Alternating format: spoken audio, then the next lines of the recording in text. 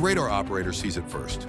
A single track, climbing off Iranian soil, arcing into a ballistic profile the Arrow battery has trained against 1,000 times in simulation. The system locks. It calculates a clean intercept solution, the kind that's worked in test after test since 2017. The interceptor fires, and then the target does something it isn't supposed to do. Mid-flight, deep in the terminal phase, it turns. Not a wobble.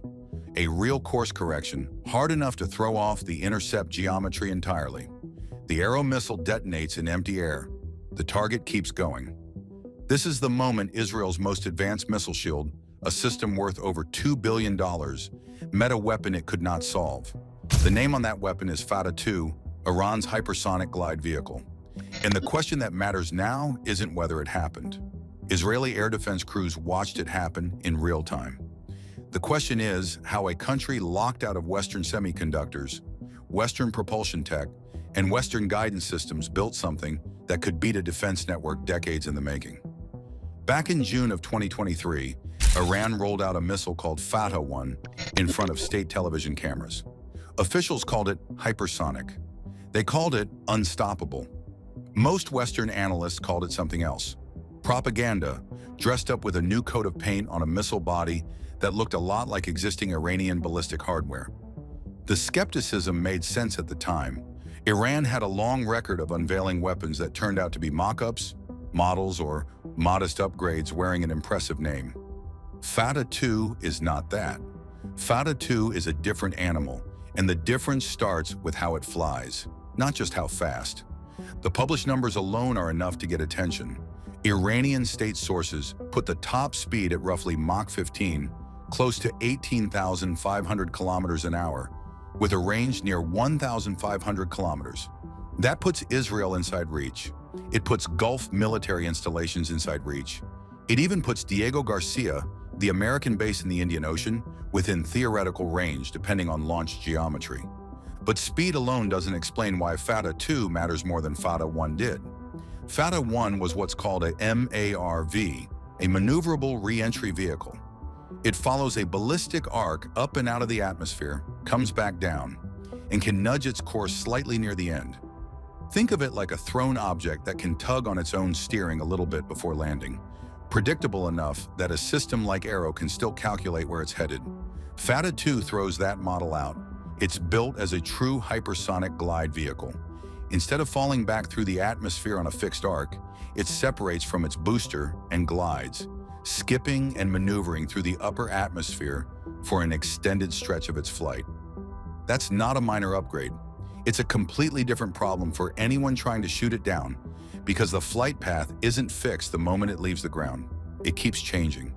And then there's the number that should worry defense planners more than the speed does. Iranian sources put the unit cost of Fateh-2 at somewhere around $200,000. A single American Tomahawk cruise missile runs past $3 million. That's not a small gap. That's the kind of gap where a country can fire 15 of these for the price of one interceptor built to stop it. On paper, all of this sounds close to unbeatable. But paper specs and state television demonstrations are one thing. The real test was whether any of it held up in an actual combat window, in front of actual defense engineers, with actual missiles in the air. Israel's air defense setup isn't one system. It's three, stacked on top of each other.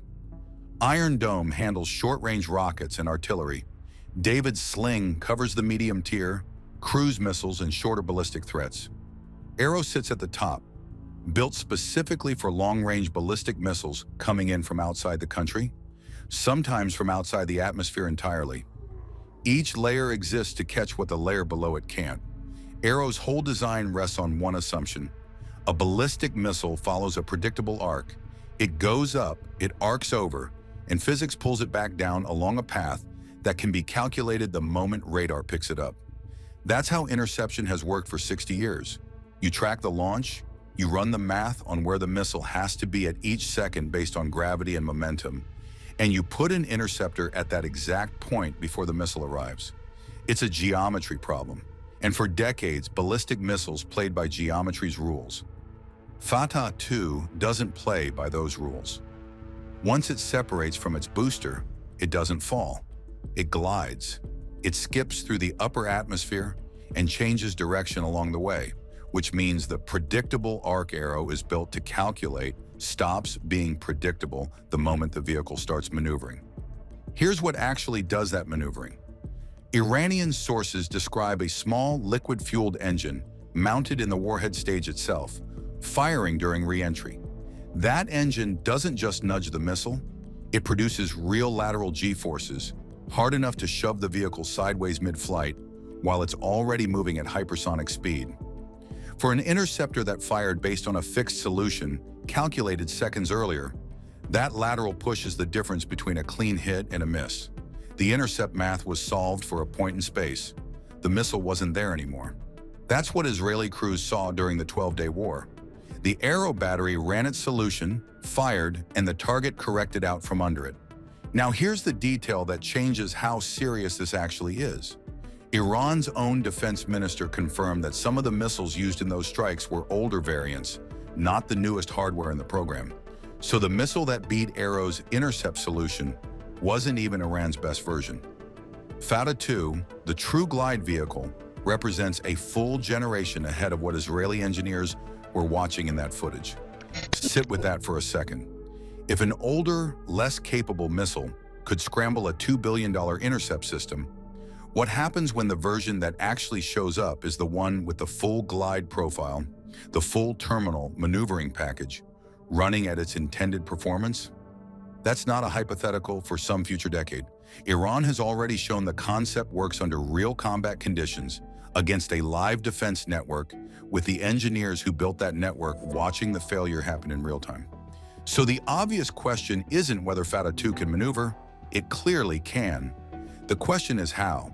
Hypersonic flight has stalled bigger, better-funded programs in the United States, Russia, and China for years, for reasons that have nothing to do with money and everything to do with physics. So what does Iran actually understand about that problem that lets a glide vehicle built on a fraction of the budget survive long enough to do this at all? Here's what most coverage of hypersonic weapons gets wrong. The hard part was never getting something to go fast. Rockets have hit these speeds for 70 years. The hard part is surviving what happens to an object moving that fast through actual air, and then still being able to steer it once it's in that state. At Mach 15, the friction between a vehicle and the atmosphere around it doesn't just heat the surface. It strips electrons off the air molecules themselves and builds a sheath of ionized plasma around the entire vehicle, hot enough to soften metal and dense enough to jam radio signals trying to pass through it. That plasma layer is why capsules coming back from orbit go through a communications blackout on re-entry. Nobody can talk to them for a few minutes because the plasma blocks the signal. Now imagine needing that vehicle to receive guidance updates and fire steering commands the entire time it's wrapped in that same layer. That's the actual engineering wall. Not speed, control, while cooked in your own friction. A glide vehicle deals with part of that problem through its flight profile. Instead of one ballistic drop straight down through the thick lower atmosphere, where heat and pressure spike hardest, it skips along the upper edge of the atmosphere in a lower, flatter path. That buys two things at once. It stretches the range because the vehicle isn't wasting energy on a steep climb and fall, and it keeps the intercept problem harder for longer because the vehicle spends more of its flight in a zone where it still has room to change direction. But gliding through that zone doesn't solve the maneuvering problem. It just relocates it.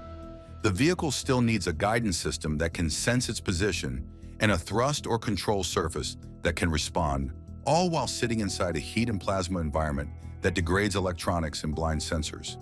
That exact problem, keeping active guidance alive through plasma while also commanding real course changes, is what has slowed hypersonic glide programs in the United States and Russia and in China, 3 countries with aerospace budgets Iran doesn't come close to matching. And that's worth sitting with, because Iran isn't working with the tools those countries have. It's under sanctions that cut off most Western semiconductor suppliers, most Western propulsion components, most of the supply chain that a modern aerospace program leans on. There's no deep bench of decades-old hypersonic research programs to draw from, no equivalent of NASA's re-entry data going back to the 1960s. Whatever Fata-2 is running on, It was built without most of the parts list that everyone assumed this kind of weapon required. So here's the honest part. Nobody outside Iran's program knows exactly how the guidance survives the plasma layer, or how reliable that terminal maneuver actually is across every unit built. What's known comes from a mix of Iranian state claims and a small number of confirmed real-world outcomes. That's a thin data set to build total confidence on, and treating it as fully proven would be getting ahead of the evidence. What isn't thin is the outcome everyone watched happen. Whatever the real success rate turns out to be across the full production run, the theoretical question got answered in the worst possible venue for Israeli engineers to be wrong. It worked once, live, against a real intercept attempt, with the people who built that intercept system watching it fail in real time. Step back from the engineering for a second, because the strategic math here matters more than the technical specs. A weapon that cost $200,000 just beat a defense network that cost billions to build and maintain. That's not a one-time embarrassment for Israel. That's a break in the whole logic missile defense has run on for decades. Here's the doctrine problem in plain terms. Missile defense has always assumed the interceptor and the threat cost roughly the same order of magnitude, or that you'd at least fire fewer interceptors than incoming missiles. Aero batteries carry a limited number of interceptors, each one expensive and slow to replace. Fata 2 flips the ratio. If Iran can build 15 of these for the price of one interceptor built to stop it, the defender runs out of missiles before the attacker runs out of money. That's not a technology gap. That's an economics problem, and economics doesn't care how good your radar is. Now the regional stakes get real. Gulf states hosting American bases, Israel and U.S. military installations across the region all built their defense planning around threats that follow a predictable arc. Because until now, that's what ballistic missiles did. That assumption is gone. Every future exchange in that region now has to account for weapons that maneuver mid-flight, glide instead of fall, and don't sit still long enough for a fixed intercept solution to work. And there's a copying risk that goes past Iran. Once one sanctioned country with a fraction of a superpower's budget proves a concept works in live combat against a real defense network in front of everyone watching, that idea doesn't stay contained. Other actors don't need the exact blueprint. They need to know the concept is possible, that plasma layer guidance and terminal maneuvering can be done without a superpower's supply chain. Confirmation travels faster than the technology itself. Iran didn't need to out-engineer the United States. It didn't need Russia's decades of hypersonic research or China's aerospace budget. It needed one weapon, built cheap, that worked once, in the one moment every defense engineer on Earth happened to be watching. That intercept failure over Israel wasn't a glitch in one battery on one night. It was proof the era of predictable missile defense is already behind us. Deep underground, behind dozens of meters of solid rock, Iranian scientists believed they'd found the perfect shield. The logic seemed sound. No air force in the world could reach them down there. But here's what they got wrong. The deeper you bury a nuclear program, the more precisely the U.S. military has learned to target it. What we're going to show you is the weapon system built specifically to solve that problem, and why no bunker Iran can realistically build or operate will keep its program safe. The bunker strategy, why Iran went underground. Iran didn't decide to go underground on a whim. It watched what happened to Saddam Hussein's nuclear ambitions after the Israeli strike on Osirak in 1981. And it watched what happened to Libya's Gaddafi after he gave up his weapons program and was removed anyway. The lesson Iran took from both of those situations was simple. If you want a nuclear program to survive, you can't leave it sitting on the surface where anyone with a GPS coordinate and a large enough bomb can reach it. So Iran started digging. The most well-known result of that strategy is Fordow. It sits near the city of Qom, carved into the rock of a mountain rather than simply buried beneath flat ground. The Iranians chose that site deliberately. The mountain itself adds protection that poured concrete alone can't replicate. At reported depths of around 80 to 90 meters below the surface, the facility was designed from the start with one specific threat in mind: American and Israeli air power. The thinking behind it is straightforward physics. The deeper a structure sits, the more material a warhead has to pass through before it reaches anything worth destroying. At 80 meters of rock and reinforced concrete, You're outside the reach of almost every conventional airdrop weapon ever built.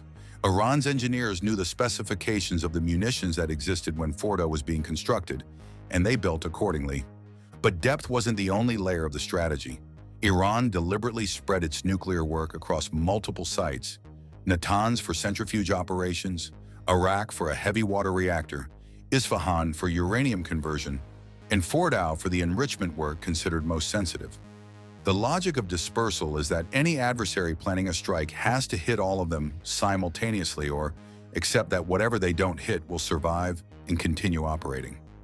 Miss one, and the program lives. There's also the political dimension to dispersal. Striking a single facility can be framed as a limited, targeted operation.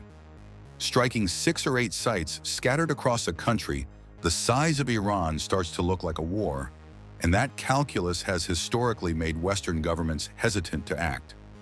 For years, that combination, depth plus dispersal plus political complexity, gave Iran genuine protection. Defense analysts in Washington and Tel Aviv debated openly whether Fordo was simply out of reach. Some concluded it was. The Iranians were following that debate closely, and what they heard gave them confidence the strategy was working. What they didn't fully account for was that the US military was following the same debate, drawing the opposite conclusion and quietly funding the answer. That answer didn't come from diplomacy. It came from a weapons program that had been running in the background for years, built around a single question. What does it take to reach a target that conventional munitions simply cannot touch? The weapons built to answer the bunker, the GBU-57 Massive Ordnance Penetrator, doesn't have a subtle name, and it wasn't designed for subtle work. It weighs 30,000 pounds. To put that in context, that's roughly the weight of 2 full-grown African elephants, packed into a single weapon and dropped from altitude at high speed. The U.S. Air Force developed it for one purpose: reaching targets that nothing else in the arsenal could touch. The way it does it comes down to engineering that looks almost crude until you understand the physics. The outer casing is hardened steel, thick enough to survive the violent deceleration of punching through rock and reinforced concrete without the weapon breaking apart before it reaches its target depth. Inside, a delayed fuse gives the warhead time to travel down through the layers of material before it fires. The result is a weapon that can penetrate more than 60 meters of reinforced concrete and considerably more in softer ground before the 5,300-pound explosive fill detonates in whatever space it's reached. That number matters. 60 meters of reinforced concrete is a different problem than 60 meters of mountain rock, and the distinction is worth holding on to because it becomes important when we get to Fordow specifically. The only aircraft in the U.S. inventory capable of carrying the MOP is the B-2 Spirit, and it carries 2 of them. That's not a limitation of the aircraft so much as a reflection of how big the weapon actually is.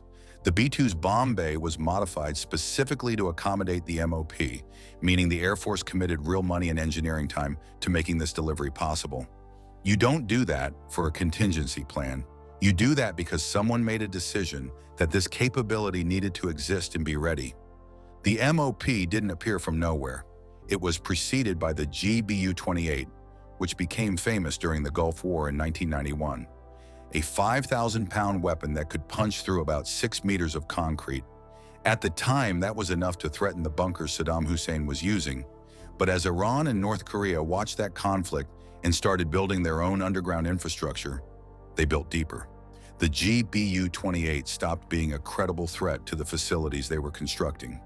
The gap between what the U.S. could deliver and what adversaries were burying kept widening through the 1990s and into the 2000s. The MOP program was the direct institutional response to that gap. Congressional documents from the mid-2000s name Iran and North Korea explicitly as the threat scenarios driving the weapons development. The U.S. government wasn't being subtle about what this was for. The MOP reached operational status around 2011, and the Air Force has continued refining it since.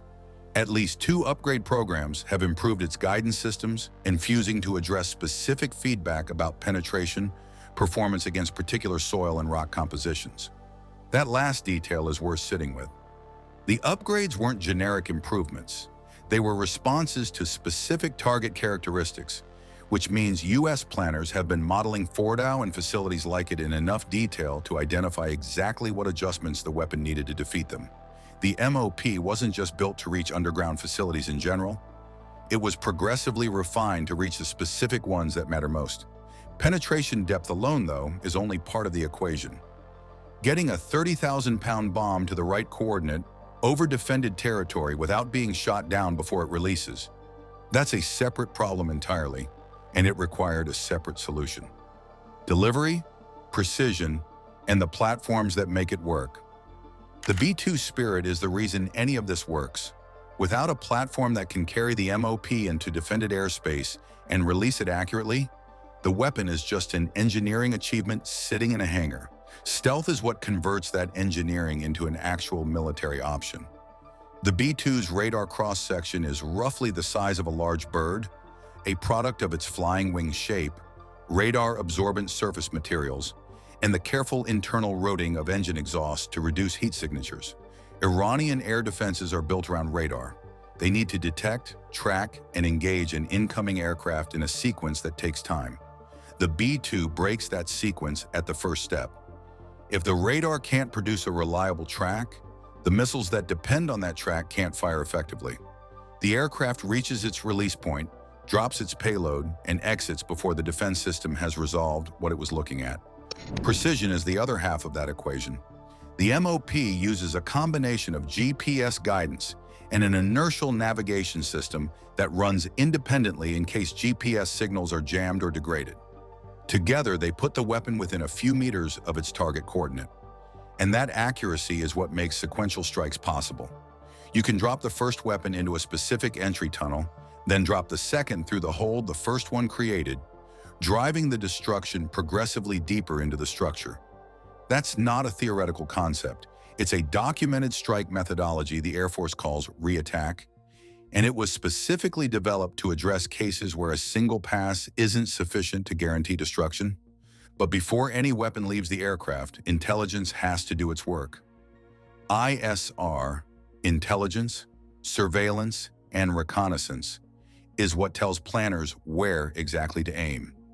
Satellites, signals collection, and aerial reconnaissance over years of observation have produced detailed models of facilities like Fordo, where the access tunnels enter the mountain, where the ventilation shafts run, where the power infrastructure connects, and where the internal chambers sit relative to the surface above them. Dropping a weapon accurately onto a coordinate is simple. Knowing which coordinate to give it, the one that collapses the right tunnel or severs the right shaft, is the product of years of collection work. The weapon and the intelligence system feeding it are inseparable. Now factor in the B-21 Raider, which has entered operational service and carries the same heavy payload capability as the B-2. The B-21 was designed with lessons from decades of stealth operations folded into its architecture from the start, rather than retrofitted over time.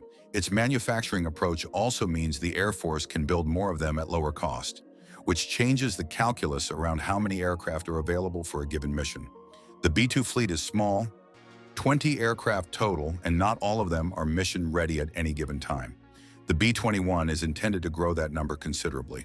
More aircraft means more simultaneous strike packages, which matters directly for the dispersal problem Iran built its program around. The more sites you can hit at once, the less the dispersal strategy protects. Iran's engineers designed Fordow with the threat environment of the early 2000s in mind. The delivery systems flying today are a generation past what those engineers were modeling, and the generation coming next is further still. The physics problem Iran can't solve. Here's the constraint that no amount of concrete or political maneuvering can fix. The deeper you bury a facility, the harder it becomes to actually run one. Enrichment centrifuges are precision instruments. They spin at tens of thousands of rotations per minute and require stable power, stable temperature, and constant maintenance. The deeper underground you place them, the more complex and expensive the infrastructure keeping them alive becomes. Ventilation shafts to remove heat, power lines running down from the surface, supply tunnels wide enough to move equipment in and out. Every one of those systems is a structural dependency. Sever the ventilation and the facility overheats. Cut the power and the centrifuges stop. Collapse the access tunnel and no one gets in or out. The mountain protects the facility from above, but it also creates a set of choke points that a sequenced strike package is specifically designed to exploit. That's the part of bunker busting that rarely gets discussed. It isn't just about driving a warhead through the roof. A coordinated strike targets the tunnel entrances, the ventilation outlets, and the external power nodes in a sequence that leaves the interior intact but completely inoperable. A facility that survives a strike in that condition is still offline for months, possibly years, while the damage is assessed and the infrastructure rebuilt. From a military planning perspective, that outcome is nearly as good as destruction, because the time it buys is the point. Now apply that to Fordo specifically. The facility sits at a depth where the MOP's penetration capability against the rock composition of that mountain sits at the edge of what's publicly confirmed. And US officials have acknowledged that tension openly, then pointed to the upgrade programs that followed. What those upgrades addressed, based on what's been reported, was exactly that margin. The weapon was improved to close it. Iran's engineers face a dilemma with no clean exit. Push the facility deeper to stay ahead of penetration capability, and you make the operational problems worse. Longer ventilation shafts, longer supply lines, more surface infrastructure that satellites can image and strike packages can target. Stay at current depth and accept that the MOP, delivered accurately and sequentially, puts the facility at genuine risk. There's no depth that solves both problems at once, because the geological constraints that limit what a bomb can reach are the same constraints that limit what an engineering team can build and sustain. The bunker was always a bet that the weapons pointed at it would never quite catch up. That bet is no longer paying out. Where this leaves Iran, no underground facility survives indefinitely against an adversary with the will to use what it has built. That's not a political statement. It's the operational conclusion that falls out of the physics and the engineering on both sides. Iran's nuclear timeline has always been shaped by diplomacy, sanctions, and internal politics. What's changed is that the military dimension now adds a hard constraint that those other factors can't negotiate around. The US has the weapon, the platform, the intelligence picture, and a demonstrated willingness to act when it judges the moment right. Israel has struck Iranian assets before and has been explicit about what it will not accept. Both of those realities exist independent of whatever is happening at the negotiating table. The bunker gave Iran's program survivability it didn't have before. What it didn't give Iran was a permanent solution. It gave the program more time. And time, in this context, is running out faster than the mountain overhead would suggest.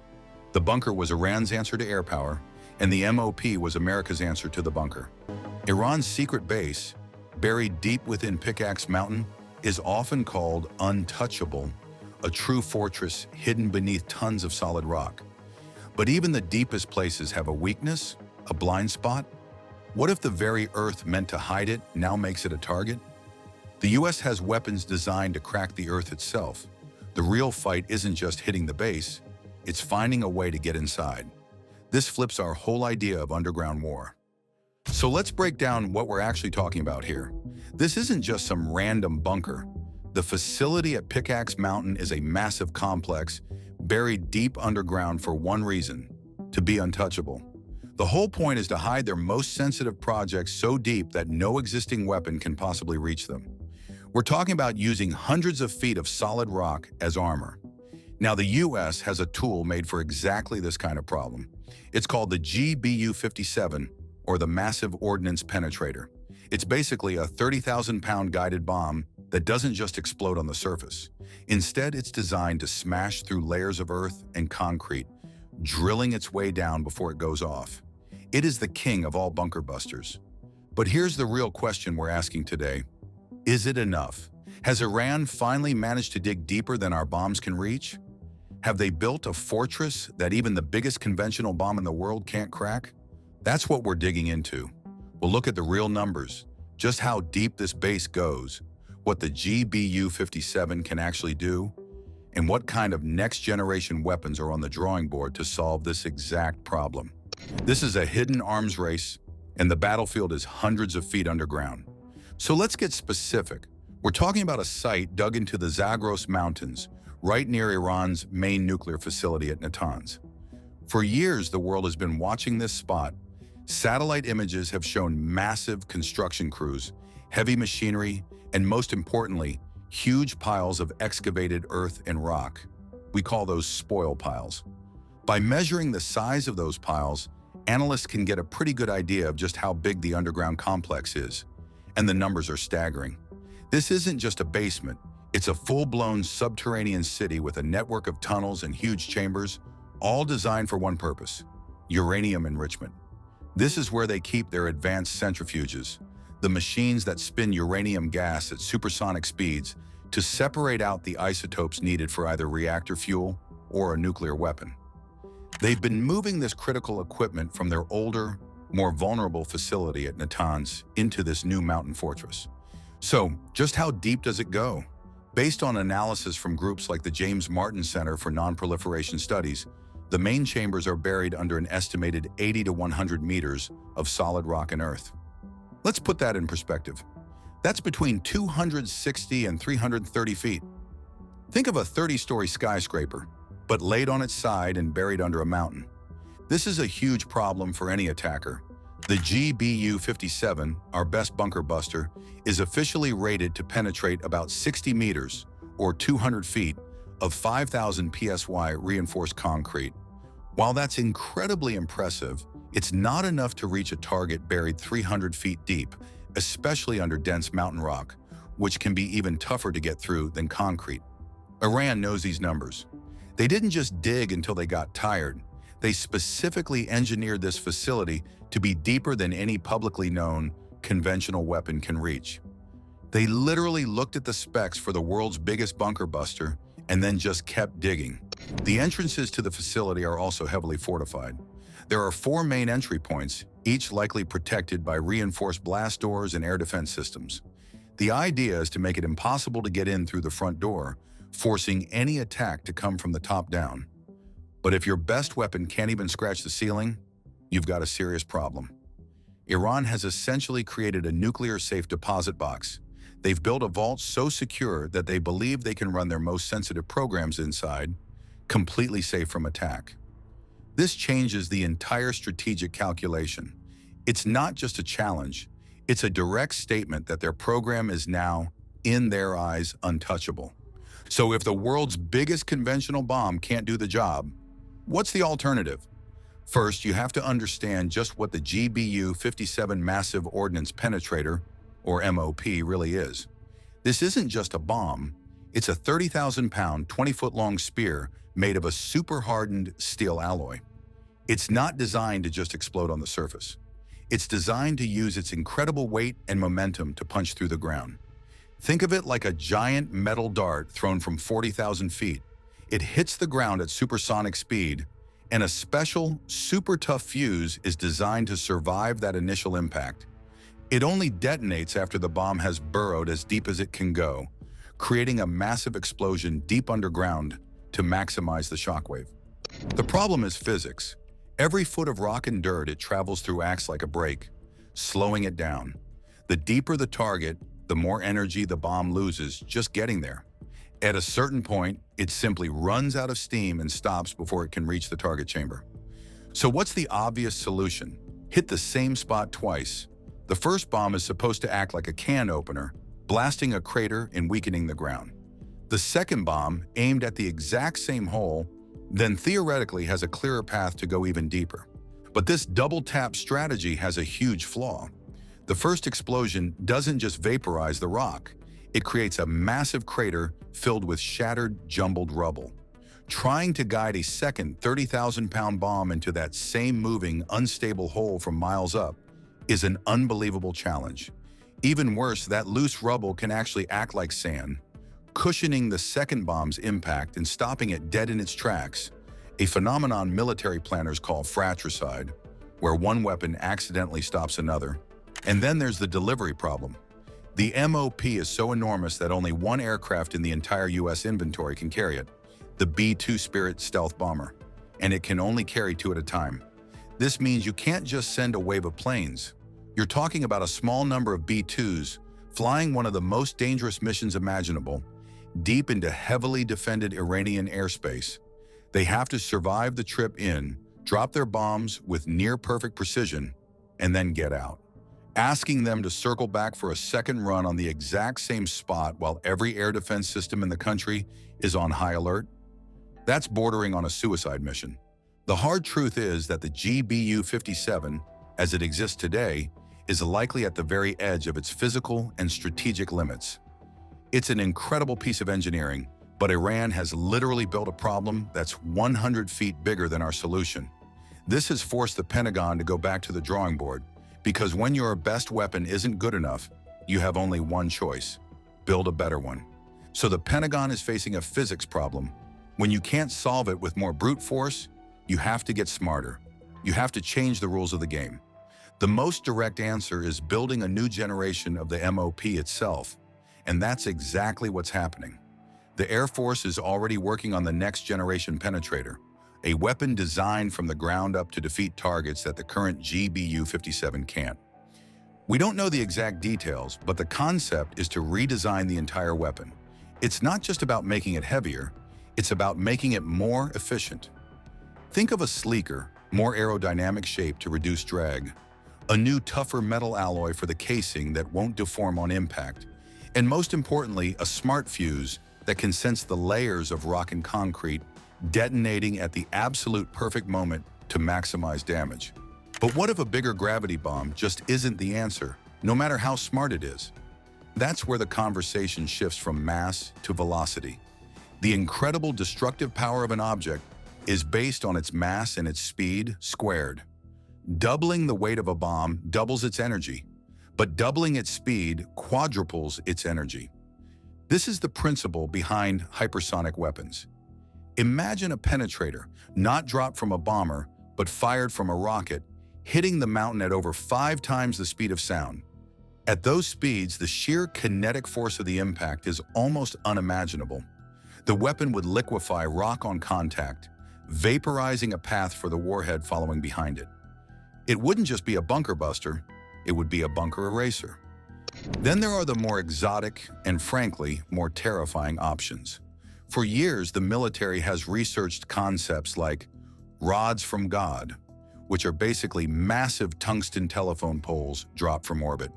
They would have no explosives at all, but would hit the ground with the force of a small nuclear weapon, capable of penetrating hundreds of feet through solid rock. And that brings us to the final, unthinkable option, the nuclear one. The United States has the B-6112 nuclear bomb. It's unique because it's a dial-a-yield weapon, meaning its explosive power can be turned way down to as little as 300 tons of TNT equivalent. It also has a ground-penetrating case. The idea isn't to create a massive nuclear fireball, it's to detonate a very small nuclear charge deep underground. The explosion itself would be contained, but it would create a seismic shockwave so powerful it would be like triggering a localized man-made earthquake. The facility wouldn't be vaporized. It would collapse in on itself, crushed by the very mountain that was meant to protect it. Of course, using a nuclear weapon, even a small one, is a line that no one wants to cross. But the fact that these weapons exist and are being modernized tells you everything you need to know about how seriously this threat is being taken. This isn't a simple case of building a bigger bomb anymore. This is a high-stakes chess match being played with physics, engineering, and geopolitics. And for every move Iran makes by digging deeper, the US is forced to develop a countermove that is smarter, faster, and far more powerful. So what does all this mean for Iran's untouchable mountain fortress? It forces us to confront the true limits of conventional warfare. Current bunker busters just aren't enough for targets buried this deep. That's why we're seeing intense development in new weapons, smarter penetrators, hypersonic missiles, even concepts like rods from God. And chillingly, the quiet modernization of small, Earth-penetrating nuclear weapons. This isn't just about bigger bombs. It's a high-stakes chess game played with physics and geology. For every layer of rock Iran adds, the counter-move becomes smarter, faster, and far more powerful. The idea of a truly untouchable base is being challenged like never before. The very ground meant to hide these secrets could ultimately be what gives them away. The future of this underground arms race and the weapons designed to crack the Earth itself is still unfolding. The upgraded F-22 Raptor is challenging global defense norms. With enhanced stealth, improved engines, and advanced sensor fusion, its air superiority is redefined. Critics warn these changes could trigger an arms race, while others argue it secures U.S. dominance. Meanwhile, China and Russia are investing in next-generation fighter technologies to lead the innovation race. As Beijing and Moscow ramp up their modernization efforts, the critical question remains: can the F-22 maintain its supremacy, or will emerging platforms like the F-47 usher in a new era of aerial warfare? Join us as we uncover the cutting-edge upgrades of the F-22 Raptor, advancements so powerful they've captured China's attention. The F-22 Raptor is one of the most advanced fighter jets ever built, but it didn't start out that way. It began as part of the U.S. Air Force's Advanced Tactical Fighter program in 1981. The goal was to replace the F-15 and F-16, which were powerful but becoming vulnerable to new Soviet threats. The Soviets were developing advanced missiles, airborne warning systems, and new fighters like the Su-27 and MiG-29, which could challenge U.S. air superiority. To stay ahead, the U.S. needed a fighter that was faster, stealthier, and more advanced. Engineers designed the ATF to dominate in a future war, using cutting-edge technology like lightweight materials, better flight controls, and engines that allowed supercruise. Sustained supersonic flight without using fuel-hungry afterburners. Most importantly, it had stealth capabilities, making it nearly invisible to enemy radar. After years of competition, Lockheed YF-22 won against Northrop's YF-23 in 1991.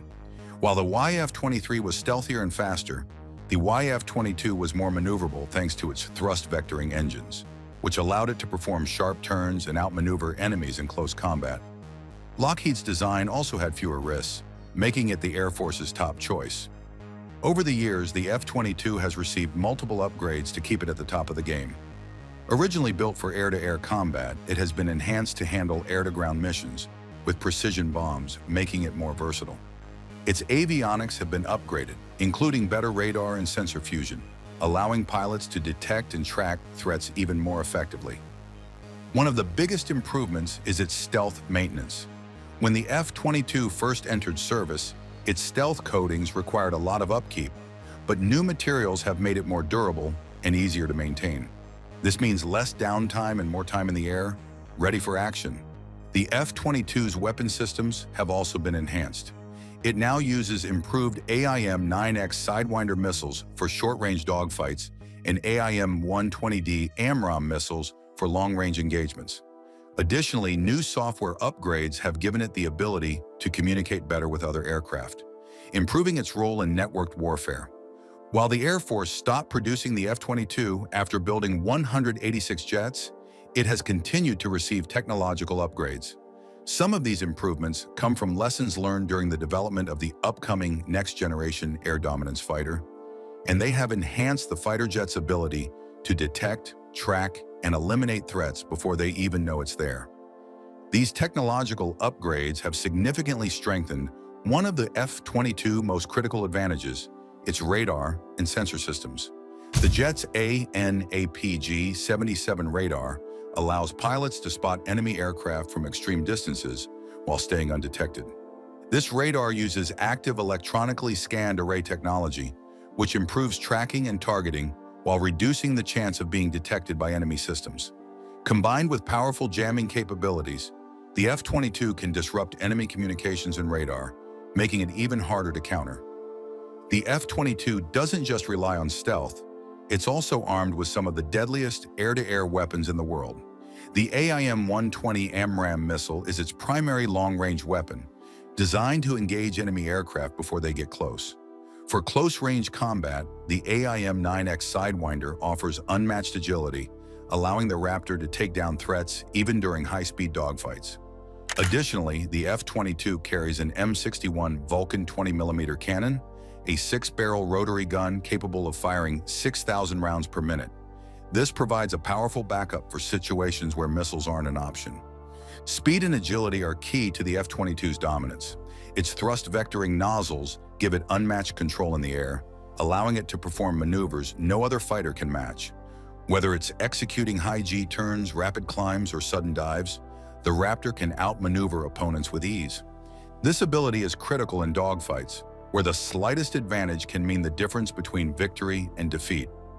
Former pilots often describe flying the F-22 as effortless, with its advanced flight controls making complex maneuvers feel smooth and precise.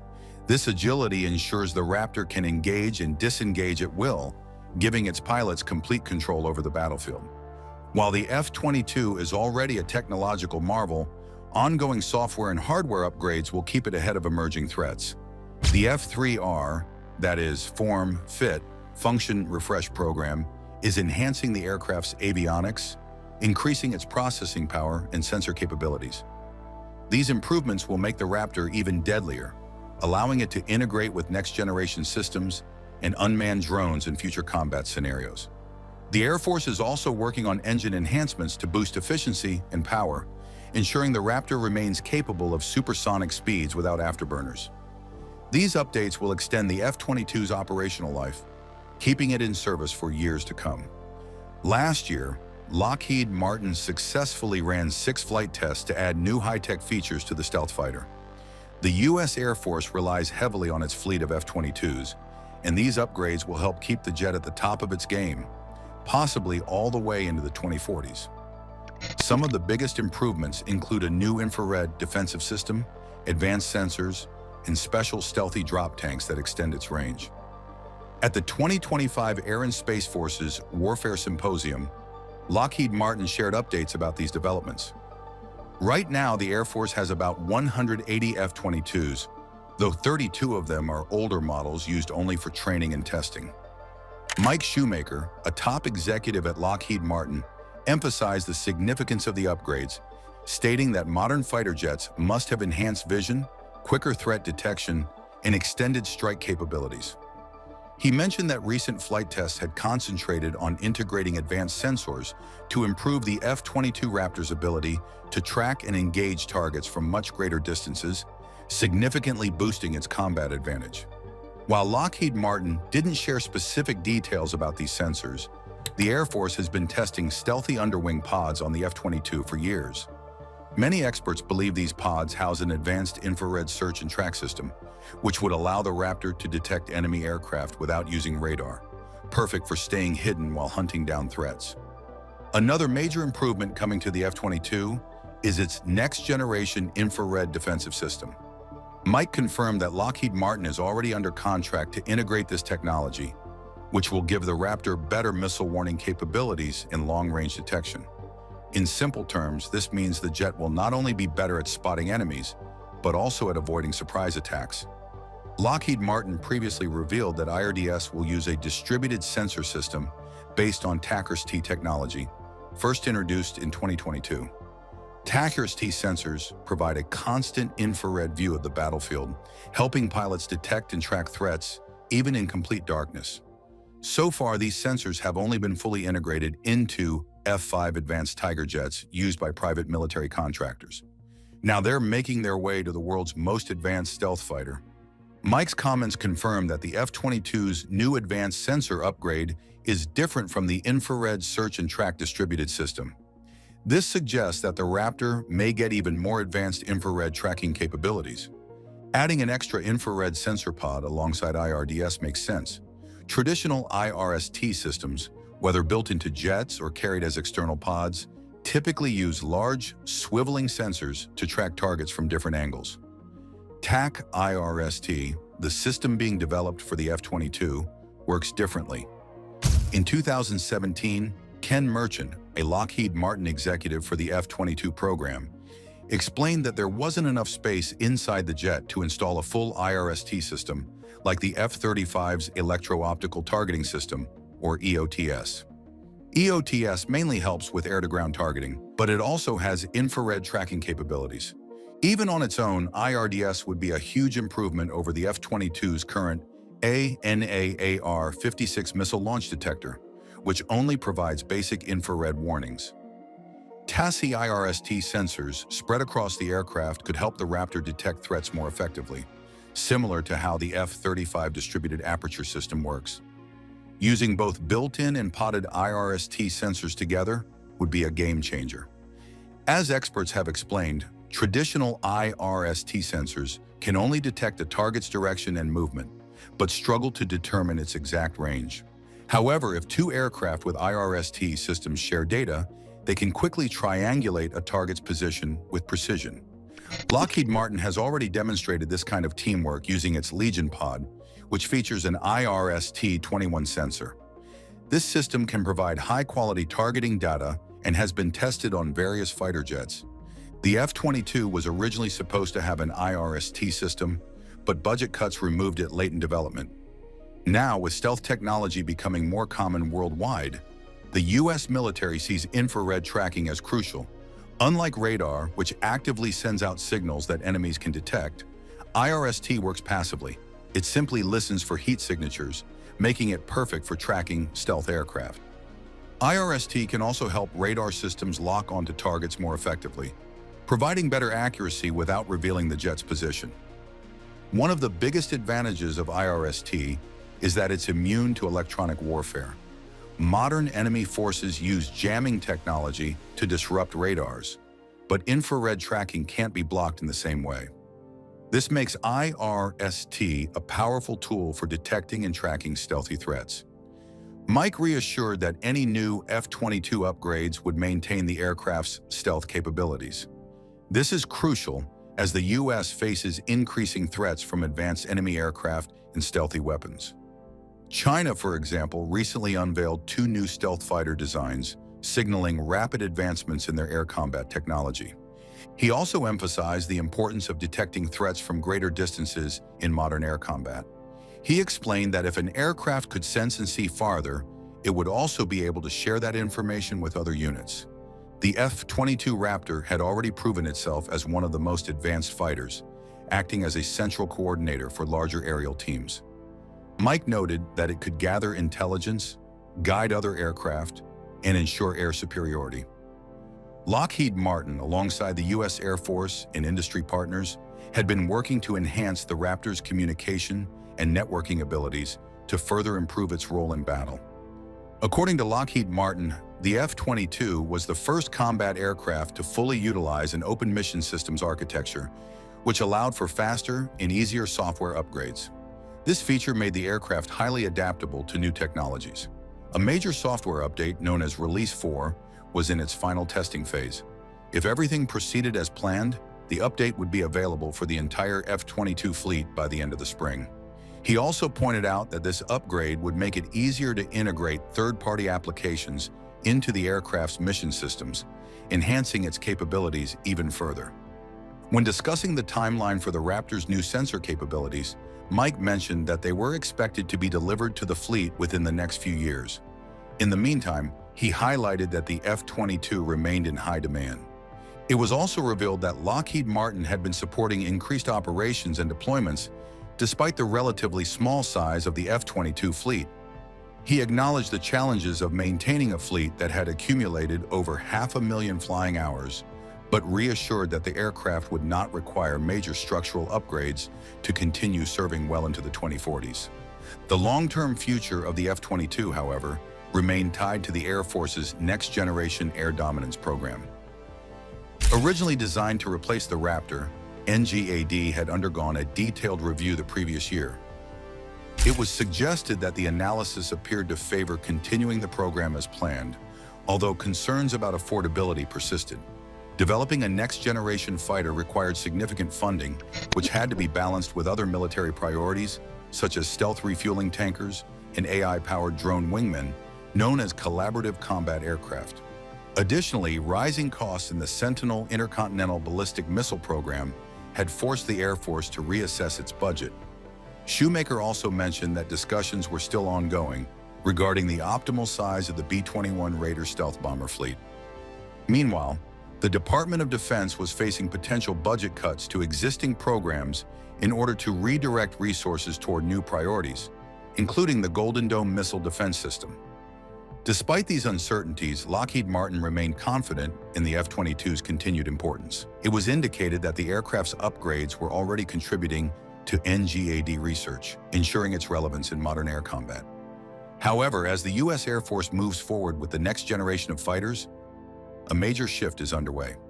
The recent unveiling of the F-47, the Air Force's newest jet, marks a significant leap beyond the F-22, offering superior range, stealth, and cost-effectiveness. Air Force Chief of Staff General David W. Alvin, who spoke at a high-profile event alongside former President Donald Trump, revealed new details about this once-secret aircraft. Alvin reportedly stated that, despite claims from adversaries, the F-47 would be the first crewed sixth-generation fighter in the world. His comments were seen as a response to China, which had recently unveiled its own stealth aircraft.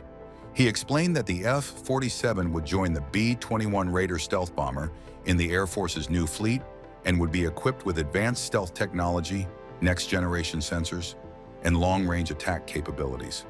These features, he noted, would make the aircraft highly effective in contested battle zones. Although the Air Force did not reveal all details about the F-47, the concept images released showed notable design differences compared to previous fifth-generation fighters like the F-22 and F-35. Observers noted that while the F-47 had a traditional, stealthy nose and bubble canopy, it also included forward canards and sharply angled wings, features not commonly associated with stealth aircraft. Alvin reportedly emphasized that the F-47 would have a significantly longer range than the F-22. The existing F-22 could fly more than 1,850 miles with external fuel tanks before needing to refuel, but the F-47 was expected to exceed that distance considerably. Discussions within the Air Force had suggested the possibility of producing two variants of the aircraft, one larger version designed for long-range missions, particularly in the Pacific, and another smaller version optimized for shorter-range operations in Europe. According to the Air Force, the F-47 represents a major leap forward and had been designed with a modular system that would allow it to be upgraded over time. Officials expressed confidence that this approach would ensure the aircraft remained effective for decades. Alvin further explained that for the past 5 years, the Air Force had been testing NGAD technologies using experimental X-planes. These test aircraft had flown hundreds of hours, helping engineers refine advanced systems and accelerate the development process. He stated that this extensive testing had allowed them to push the limits of technology and bring the fighter into service more quickly than previous programs. He also reportedly expressed confidence that the F-47 would be operational within former President Trump's administration, which would last until January 2029. Comparisons were made to the F-22, which took 6 years to progress from selection in 1991 to its first production flight. It was also noted that references to NGAD test flights had surfaced as early as 2020. However, former Air Force Secretary Frank Kendall had later revealed that prototype flights had likely taken place even earlier, possibly in the mid-2010s. One of the biggest issues with the F-22 was its cost. While the basic construction of each jet cost around $140 million, once research, development, and other expenses were included, the price soared to about $350 million per aircraft. Now, with the Next Generation Air Dominance program, the Air Force plans to field between 220 and 250 advanced fighters. The F-47, a product of this effort, is expected to be a game-changer. Unlike older stealth aircraft, which required extensive maintenance to keep their radar-evading surfaces intact, the F-47 will feature a more durable design, reducing downtime and making it combat-ready more often. This design philosophy follows lessons learned from the new B-21 Raider bomber, which was built to fly frequently without excessive maintenance. The F-47 is also built for adaptability. Thanks to digital engineering and an open systems approach, its software, sensors, and mission equipment can be upgraded quickly and easily. It will also need fewer crew members and ground support to operate, making it more flexible in real-world missions. Boeing won the contract to develop the F-47, which will now enter its engineering and testing phase. Initially, a small number of test aircraft will be produced, with options for further production later. Boeing stated that this fighter will continue its legacy of building some of the most famous aircraft in U.S. history, including the P-51 Mustang, F-15 Eagle, and F/A-18 Hornet. The decision to select Boeing over Lockheed Martin was surprising to some. Boeing has faced issues with several military projects, such as the KC-46 tanker and T-7 trainer, resulting in significant cost overruns.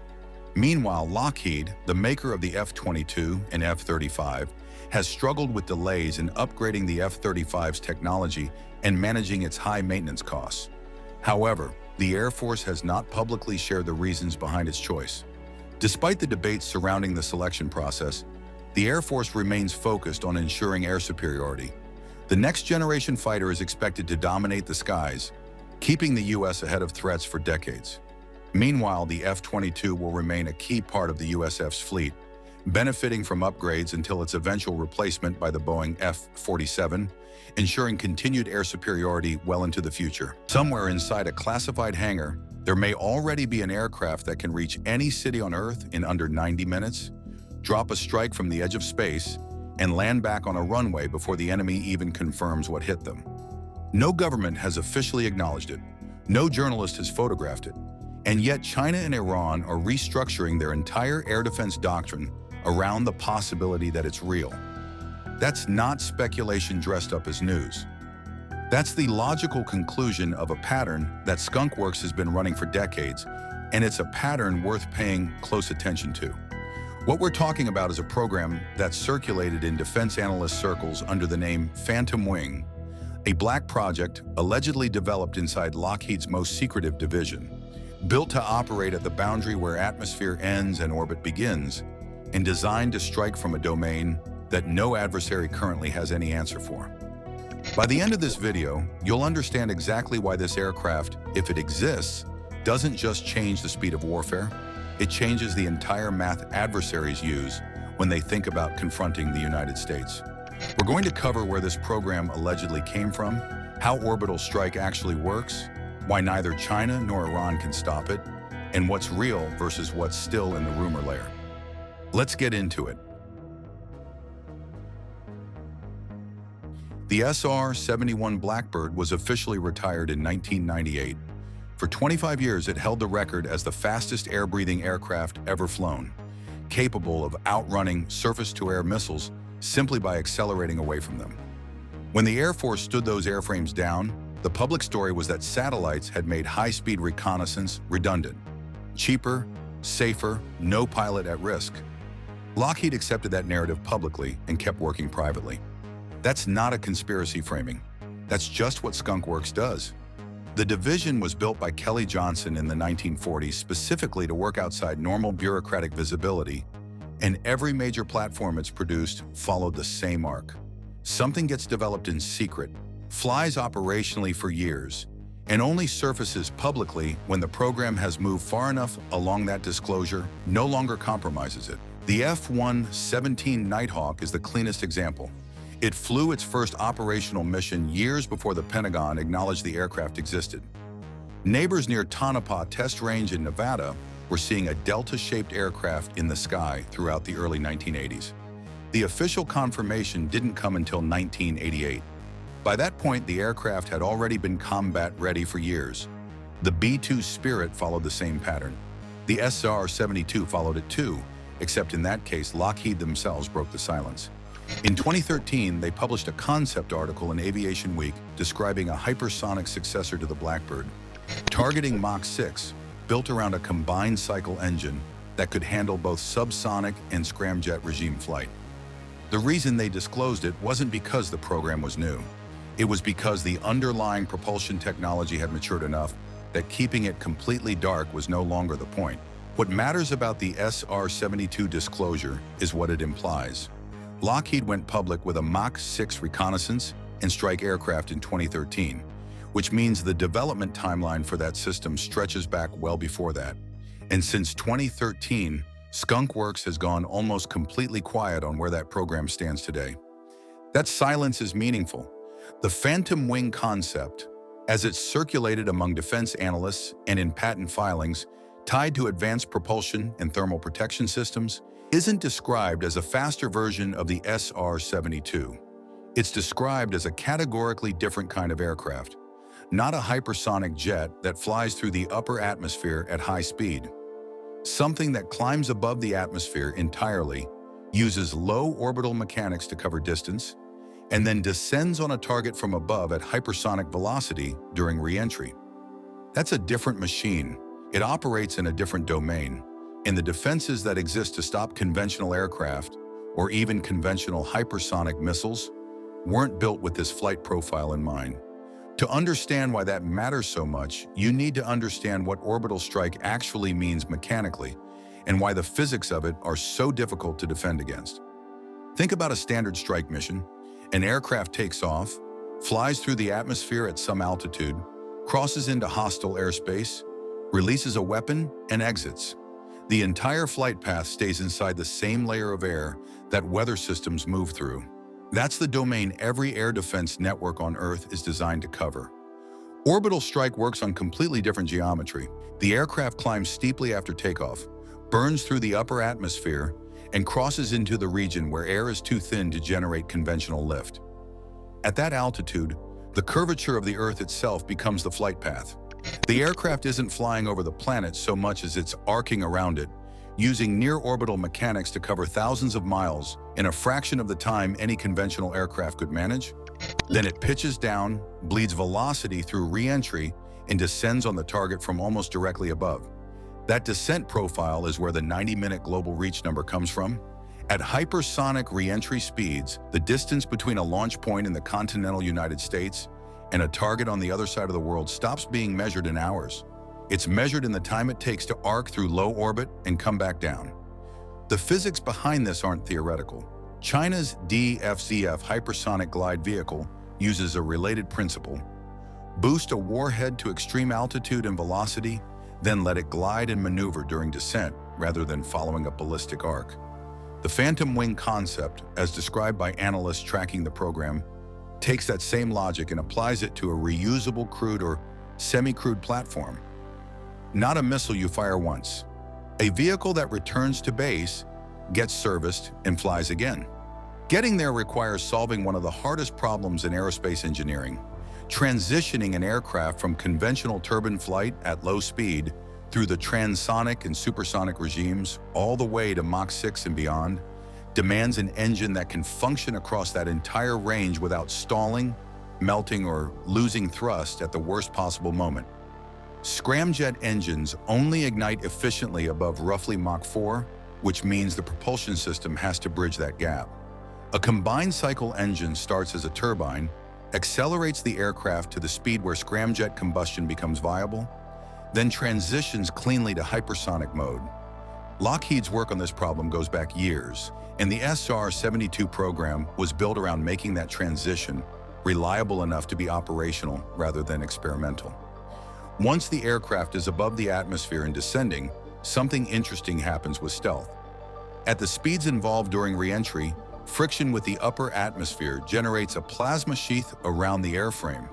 That layer of ionized gas absorbs radar energy rather than reflecting it back to a ground station.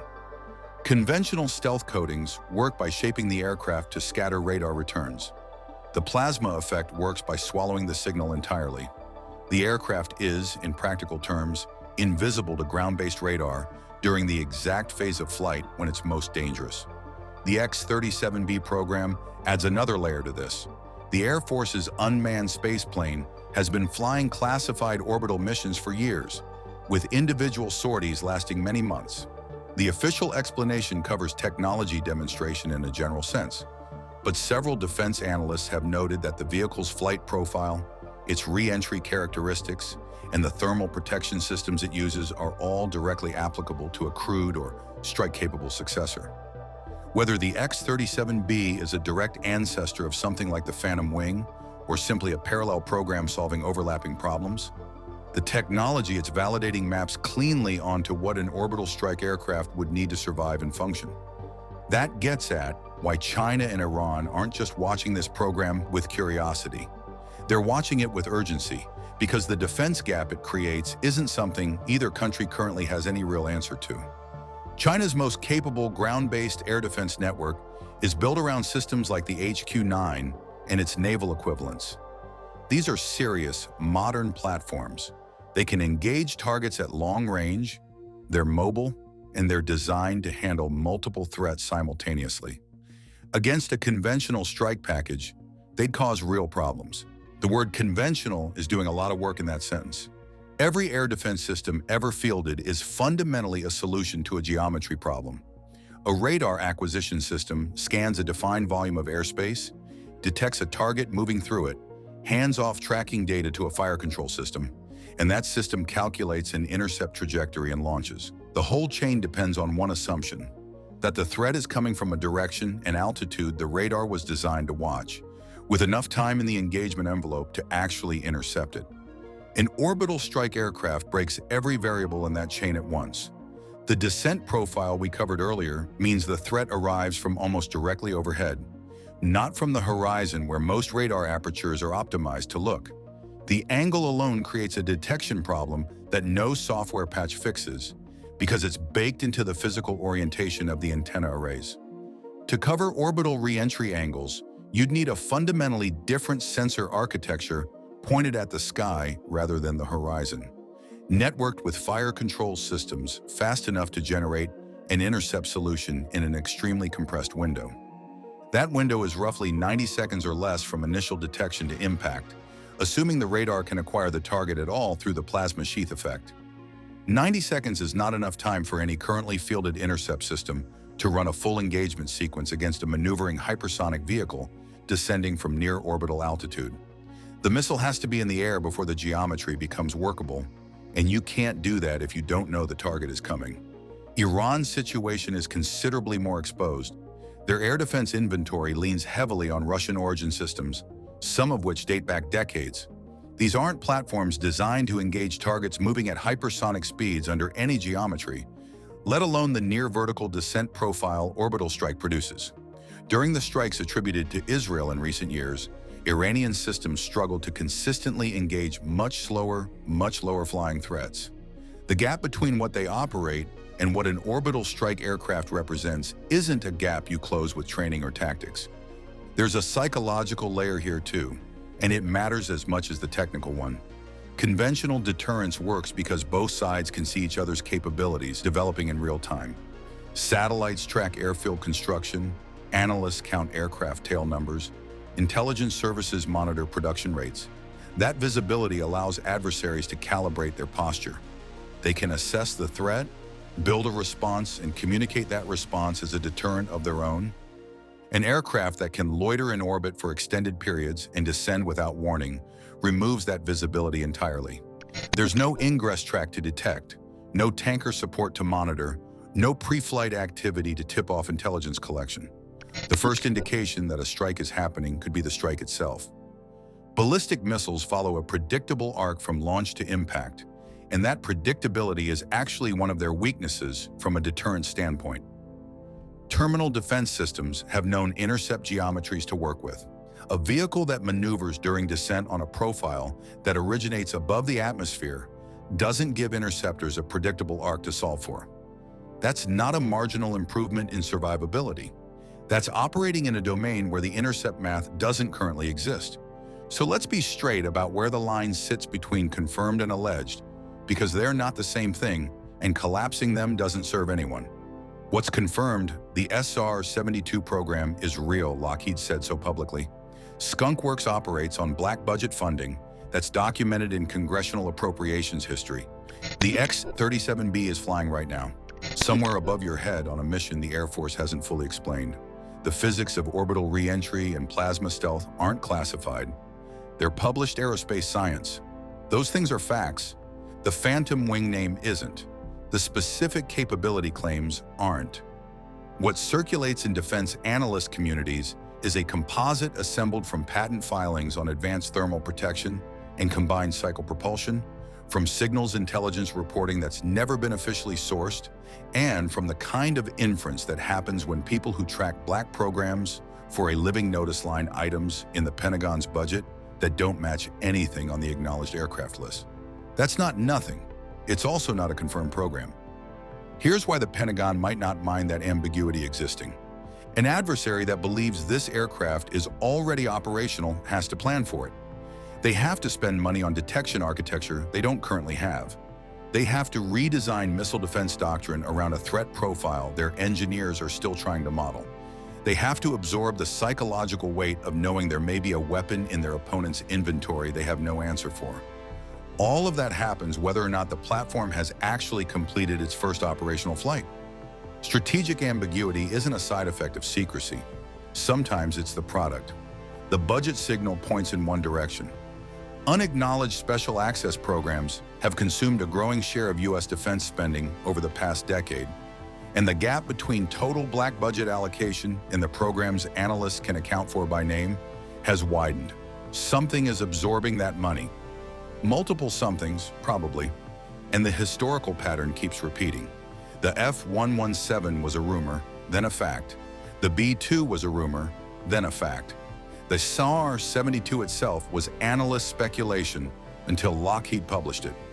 Every one of those programs followed the same arc: denial, silence, then confirmation after the technology was mature enough that disclosure cost nothing strategically. Nobody outside the program knew the truth until Skunkworks decided they could afford to share it. That's exactly where the Phantom Wing sits right now. Either it's already flying and we're in the silence phase, or it's close enough that the rumors are doing useful work in the meantime. Both possibilities produce the same outcome for China and Iran. Whether the Phantom Wing is airborne tonight or still years from its first flight, the gap it represents is already reshaping how adversaries think and spend. In 2023, Iran unveiled a missile they claim reaches Tel Aviv in 30 seconds. They call it the Fateh 2, a hypersonic glide vehicle flying at Mach 15 with a warhead heavy enough to flatten a city block. Western analysts are not convinced it works the way Tehran says it does, but the claim alone has forced Israel to rush a missile interceptor that does not exist yet.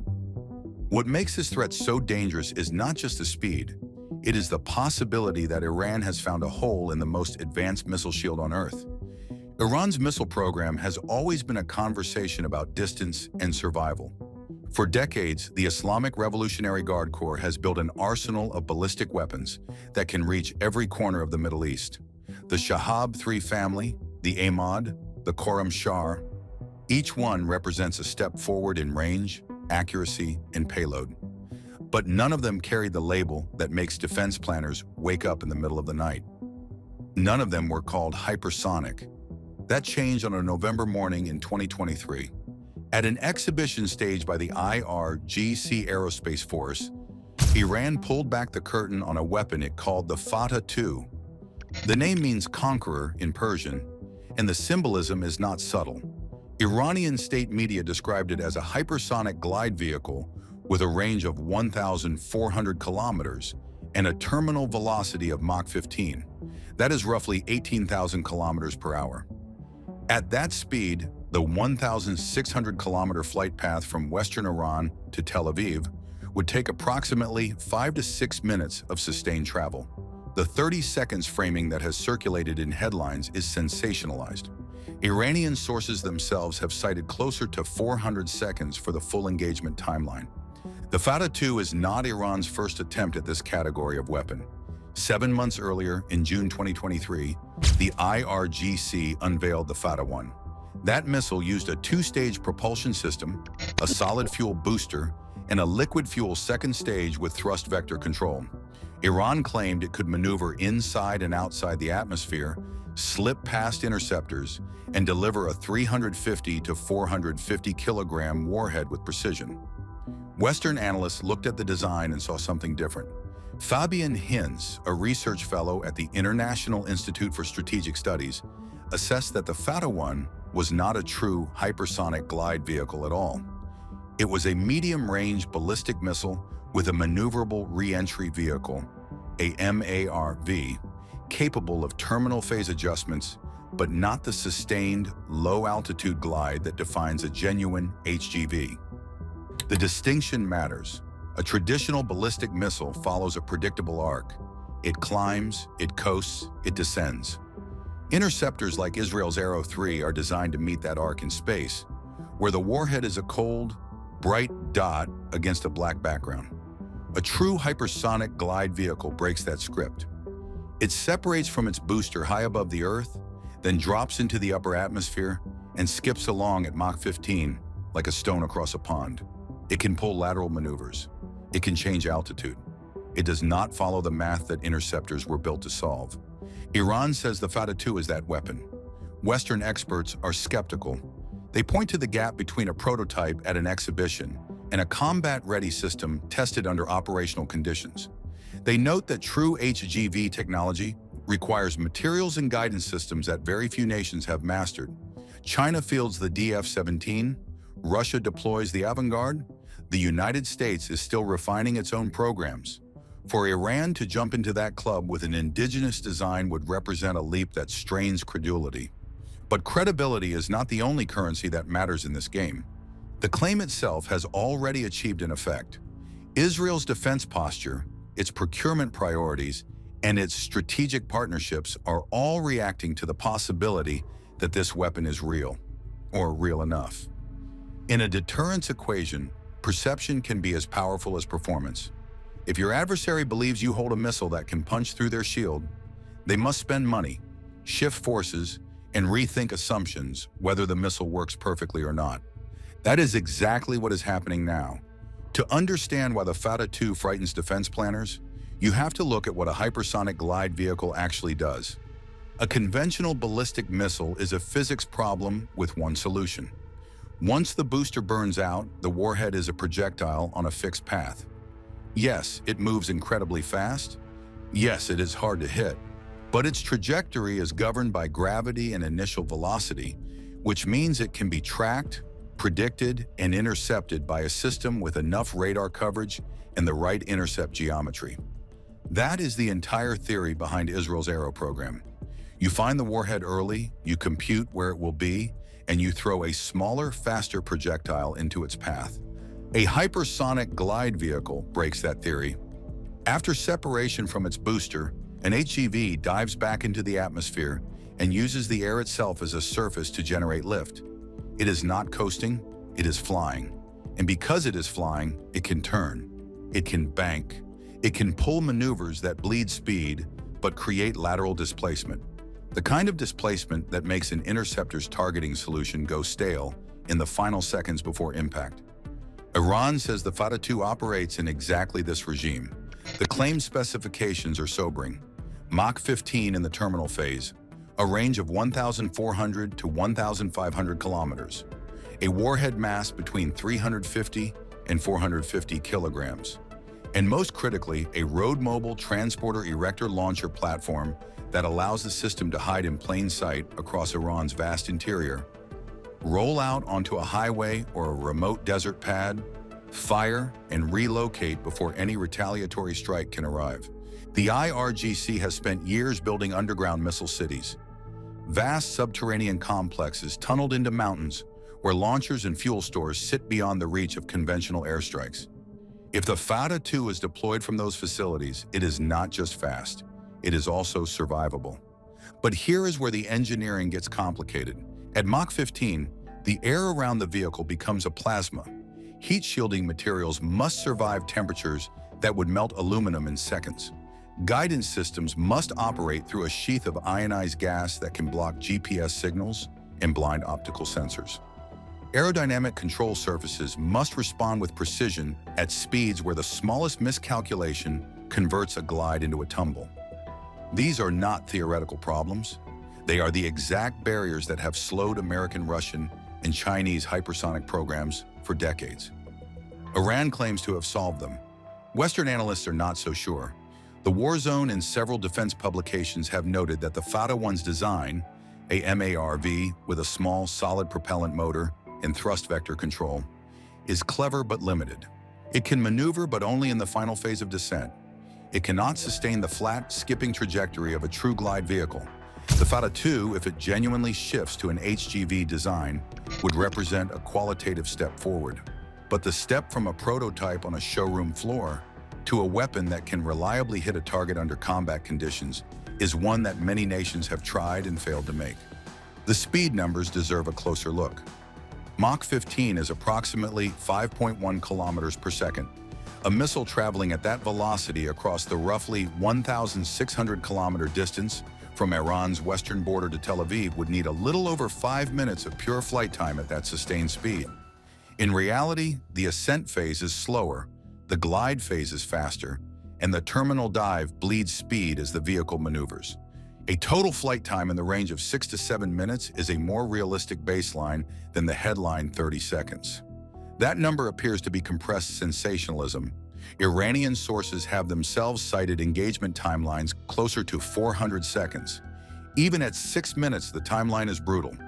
Israel's warning network must detect the launch, classify the trajectory, cue interceptors, and achieve an exo-atmospheric kill, all before the warhead reaches Israeli airspace. That sequence is already tight against conventional ballistic missiles. Against a maneuvering glide vehicle, it becomes a problem that current interceptors were not designed to solve. Israel's missile defense architecture is the most layered and combat-tested system on the planet. At the bottom tier sits Iron Dome. It is built for rockets, artillery, and short-range missiles, weapons that fly low and slow within roughly 70 kilometers of the border. Iron Dome has intercepted thousands of projectiles since it entered service, and its success rate against single targets is close to 90%. But it is not designed for ballistic re-entry vehicles descending from space at Mach 15. Above Iron Dome sits David's Sling. Developed jointly with the United States, David's Sling handles medium-range threats, cruise missiles, drones, and ballistic missiles with ranges up to 300 kilometers. It uses the Stunner Interceptor, a two-stage hit-to-kill vehicle with its own radar seeker. David's Sling was upgraded shortly before the current conflict cycle, with improvements to its radar discrimination and engagement software. But its envelope is still atmospheric. It is not built to chase a glide vehicle that spends most of its flight in the upper atmosphere or diving back down at angles that compress the engagement window to seconds. The top tier is Arrow. Arrow 2 handles ballistic missiles inside the atmosphere. Arrow 3 handles them outside. Arrow 3 is the crown jewel. It is an exo-atmospheric interceptor that carries its own sensor and can engage warheads hundreds of kilometers above the Earth, long before they begin their terminal descent. It has been tested against complex targets, sold to Germany in a €4 billion deal, and integrated with American early warning satellites. If a conventional ballistic missile leaves Iran, Arrow 3 is the system built to kill it in space. But Arrow 3 was designed for predictable arcs. The interceptor computes an intercept point based on the warhead's trajectory. If the warhead is gliding and maneuvering, that computation becomes a guess that must be refreshed constantly. The interceptor must carry enough fuel to correct its own path in real time, and it must survive the same plasma and thermal stresses that the glide vehicle itself faces. These are not minor software updates. They are fundamental hardware and aerodynamic challenges. That is why Israel is racing to field Arrow 4. Arrow 4 is the first Western interceptor specifically designed to engage hypersonic glide vehicles and maneuvering warheads. It is being developed jointly by Israel and the United States, with Israel Aerospace Industries and Boeing leading the engineering. According to IAI CEO Boaz Levy, the system is nearing operational readiness and will enter live trials in mid-2026. The design combines advanced agility, AI-enhanced targeting to discriminate decoys from warheads, and an interceptor that can maneuver in the same flight regime as the threats it is meant to kill. The timeline is tight. Iran has already claimed to use Fatah family missiles in combat. During the October 2024 strikes on Israel, researchers from the James Martin Center for Non-Proliferation Studies identified debris consistent with Fatah 1 components. Iran claimed hypersonic missile launches again during the June 2025 conflict and in the 2026 operations. The footage and claims from early 2026 remain contested. Some social media clips were flagged as AI generated by detection platforms, and independent verification has been limited. But the claims are doing their job regardless. Every time Iran announces a hypersonic strike, Israel must treat the threat as real until proven otherwise.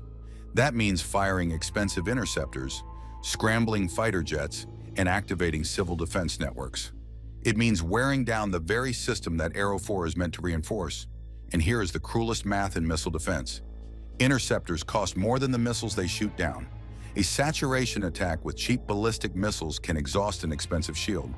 If some of those missiles are hypersonic and demand even more sophisticated interceptors, the cost asymmetry becomes staggering. The United States is not standing on the sidelines. Aegis destroyers in the eastern Mediterranean carry the SM-6 interceptor, which has a limited capability against maneuvering targets at the edge of the atmosphere. But the SM-6 was designed primarily for cruise missiles and aircraft. Against a dedicated hypersonic glide vehicle, its effectiveness is uncertain. The U.S. Navy has spent billions on hypersonic defense research, yet no American system has intercepted a true HGV in combat. Israel is building the answer, but it is not ready yet. The Fatah-2 is not just an Iranian missile, it is a symptom of a larger shift in how nations threaten each other from a distance. Russia fields the Avangard. China fields the DF-17 and is testing even more advanced variants. The United States is chasing its own programs under the Navy's conventional prompt strike and the Army's long-range hypersonic weapon. Hypersonic technology is proliferating faster than the defense is meant to stop it, and Iran has apparently decided it wants a seat at that table. Whether it has earned that seat is the open question. The evidence for Iranian hypersonic combat use is fragmentary. Debris analysis from 2024 suggests Fatah-1 components may have been present in strikes on Israel, but Fatah-1 is not a true HGV. It is a maneuverable re-entry vehicle with limited exo-atmospheric agility. If Iran is now deploying the Fatah-2 with a genuine glide vehicle, the threat escalates qualitatively.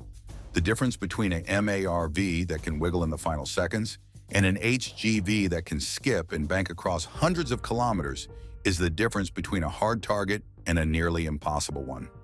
Israel's response tells us what the defense establishment believes. Arrow 4 is not a speculative science project. It is a crash program with American funding, Israeli engineering, and a deployment date measured in months rather than years. Germany's €4 billion purchase of Arrow 3 already demonstrated that Israeli missile defense has export value. Arrow 4, if it works, becomes the first Western system that can credibly advertise hypersonic kill capability. That is a strategic asset worth more than the missile itself. The broader lesson is about perception and posture. Iran does not need a perfect hypersonic missile to change the region's security calculus.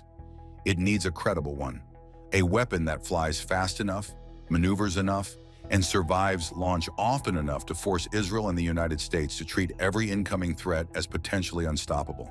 That uncertainty drives spending, shifts doctrine, and creates political pressure to act before the threat matures.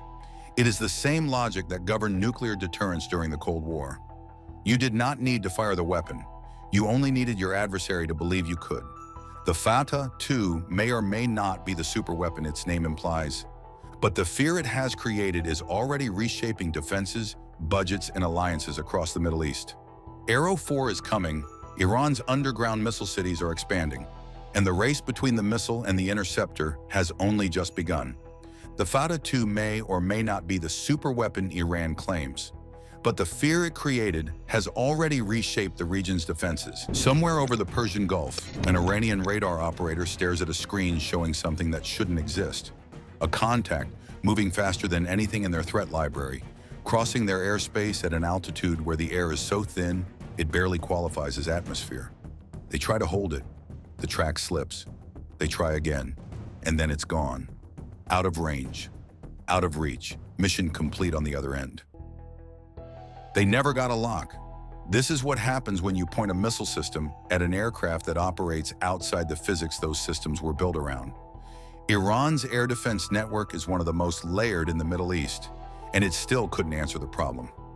We're going to break down exactly why, what the SR-72 actually is, how Iran's defenses work, what went wrong during the encounter, and why the result was settled before the aircraft ever crossed the coastline.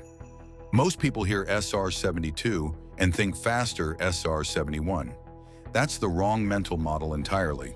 The SR-71 Blackbird was built around the idea of going fast enough that nothing could catch it. Mach 3 plus, high altitude, get in and get out. It worked for decades. But the SR-72 isn't an evolution of that concept. It's a different concept altogether. The thinking behind it is that speed itself becomes a weapon, not just a survival mechanism. There's a gap between those two ideas that matters more than it sounds. Lockheed's Skunk Works, the same team behind the U-2, the SR-71, and the F-117, developed the SR-72 around a propulsion system that doesn't exist anywhere else in operational aviation. It's a combined cycle engine, which means it runs as a conventional turbine at lower speeds and transitions to scramjet propulsion as it accelerates through the hypersonic regime. A scramjet has no moving parts and combusts fuel using air compressed purely by the vehicle's own velocity. Below a certain speed, it produces nothing. But past roughly Mach 4, it takes over and pushes the aircraft toward Mach 6, around 4,500 miles per hour at altitude. That number sounds abstract until you think about what it means for anyone trying to shoot the aircraft down. A surface-to-air missile doesn't fly at your target. It flies at where your target is going to be. The fire control system calculates a point in space. The missile heads for that point, and if the prediction is accurate, you get an intercept. That calculation depends on having enough time to run the math and enough track data to make the prediction reliable. At Mach 6, the SR-72 crosses a typical radar engagement zone in seconds. The fire control system has almost no data to work with, the prediction window collapses, and the intercept solution never solidifies. Speed at this level also works against detection in ways that aren't obvious. The aircraft runs hot. Hypersonic friction heats the airframe to extreme temperatures. But it also operates at altitudes near the top of the stratosphere, where most ground-based radar systems aren't optimized to look. The geometry of radar coverage has a ceiling, and the SR-72 operates close to it. That means the radar picture is already degraded before you factor in any low observable design features the aircraft carries. Now, the fair question the audience always asks, is the SR-72 actually operational, or is this still a program? The honest answer is that it lives in a gray zone. Lockheed has confirmed the program exists. The U.S. Air Force has referenced hypersonic reconnaissance capabilities without naming the platform. Operational deployment details are classified. That ambiguity isn't accidental. The uncertainty about where the aircraft is and what it can do is itself part of the deterrent. An adversary who doesn't know whether you're overhead right now has to behave as if you might be. Every air defense system flying today was designed before hypersonic cruise platforms became real. The SR-72 is the first aircraft that makes those systems structurally obsolete. So that's the machine. Now you need to understand what it was flying into. Iran didn't build its air defense network overnight, and it didn't build it cheap. What exists today is one of the most layered systems in the Middle East, assembled over decades from a mix of Russian hardware, domestically engineered platforms, and a command structure that ties them together across the country's most sensitive airspace, including the Gulf. The centerpiece of the Russian-supplied portion is the S-300. This isn't a simple radar-guided missile battery. The S-300 was engineered specifically to engage fast, high-altitude threats. Ballistic missiles, fast jets, low observable aircraft. It operates across multiple frequency bands, can track dozens of targets simultaneously, and was built with the assumption that any serious adversary would try to jam or spoof its guidance. Iran received its first operational S-300 systems in 2016 after a lengthy embargo and has spent years integrating them into a unified command network with overlapping coverage zones. On paper, it's a serious capability. Then there's the Bavar 373. Iran developed this platform domestically, positioning it as their answer to the U.S. Patriot system. Iranian military officials have claimed it can engage stealth aircraft and fast-moving cruise missiles. Independent verification of those claims is essentially impossible, but the engineering effort behind it is real, and the system has gone through multiple public test cycles. Whether it performs at its claimed ceiling in a contested environment against a real hypersonic target is a different question entirely. Beyond the missiles themselves, Iran runs an early warning radar network covering the Gulf approaches. Radar stations positioned across the southwestern coast and on islands in the Gulf give operators significant coverage of the maritime approaches, the same routes U.S. reconnaissance assets use regularly. Iranian operators have tracked American drones, monitored Israeli aircraft transiting the region, and logged cruise missile trajectories from multiple conflicts in the area. This is not a green crew running unfamiliar equipment. The people watching those screens have real operational experience. So why wasn't any of it enough? Air defense doesn't fail at one point, it fails across a chain. Detection, tracking, lock-on, and intercept are 4 separate steps, and every single one has to succeed for a missile to leave the rail with a valid solution. Miss any step or run out of time between them, and the sequence collapses. The S-300 and the Bavar 373 were both designed with threat models in mind. Specific speed ranges, altitude bands, and radar return profiles that their engineers used to tune the systems.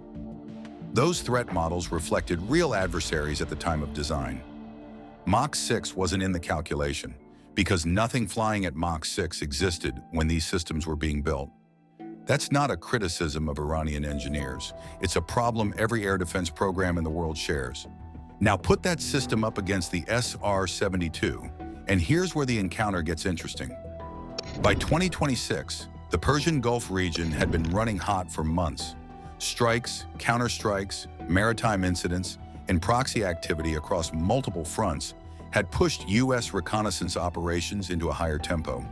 Knowing what's happening inside Iran's military infrastructure, where assets are moving, what's being activated, what's being concealed, carries enormous operational value when you're managing that kind of environment. The SR-72 went in to get that picture. Iranian early warning radar picked up the contact somewhere over the Gulf. What the operators saw didn't match anything in their reference library. The return was intermittent, appearing, dropping out, reappearing, and the velocity reading was beyond the scale of conventional fast movers they'd seen before. Not a cruise missile, which would track predictably and slowly enough to solve. Not a conventional aircraft. Something else, moving through their coverage zone at a speed that gave the system almost no time to build a track. Here's what that looks like from the operator's side. When a radar contact appears, the fire control system starts building a track, logging successive positions to calculate heading, speed, and predicted future location. That prediction is what guides the missile. The more track data you have, the more accurate the prediction.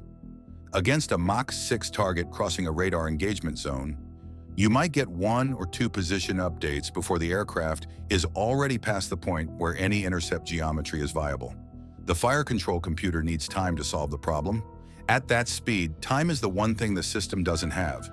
Iranian operators attempted to establish a fire control lock. The radar couldn't hold the track consistently enough to hand off a valid firing solution to the missile system. The contact was intermittent because the SR-72's radar cross-section is reduced, not invisible, but small enough that a high-speed target with a weak return becomes extremely difficult to track continuously. Stack that on top of the altitude factor, which puts the aircraft near or above the optimal engagement ceiling for ground-based systems, and the intercept problem goes from difficult to geometrically unsolvable. No missile left the rail, not because someone made a political decision to stand down, but because the conditions for a valid shot never materialized. The SR-72 completed its reconnaissance run, collected what it came for, and exited the area. What remained in Iranian radar logs was a contact that had appeared, refused to cooperate with any of the systems pointed at it, and disappeared before anyone could do anything about it. That's what happened. Here's why it was always going to go that way. The SR-71 flew operational missions for more than 2 decades without a single aircraft lost to enemy fire. Not once. Adversaries launched missiles at it. North Korea, North Vietnam, Libya, and none of them connected. The reason wasn't that those missiles lacked the range or the altitude. Some of them did have both. The reason was that by the time a launch was authorized, the Blackbird had already moved far enough that the intercept geometry had fallen apart. Human decision-making takes time. Radar operators have to confirm the contact. A commander has to authorize weapons release. The missile has to be brought to readiness. That chain, even when it runs fast, takes longer than a Mach 3+ aircraft needs to exit the danger zone. The SR-72 runs at twice that speed. The decision chain doesn't get faster just because the target does. So what was already a narrow window for the SR-71 becomes, against the SR-72, essentially theoretical. You'd need to predict where the aircraft is going to be, authorize a shot, and launch, all before the target has moved so far that your solution is worthless. In practice, that sequence can't complete in time against a Mach 6 platform with a reduced radar return at high altitude.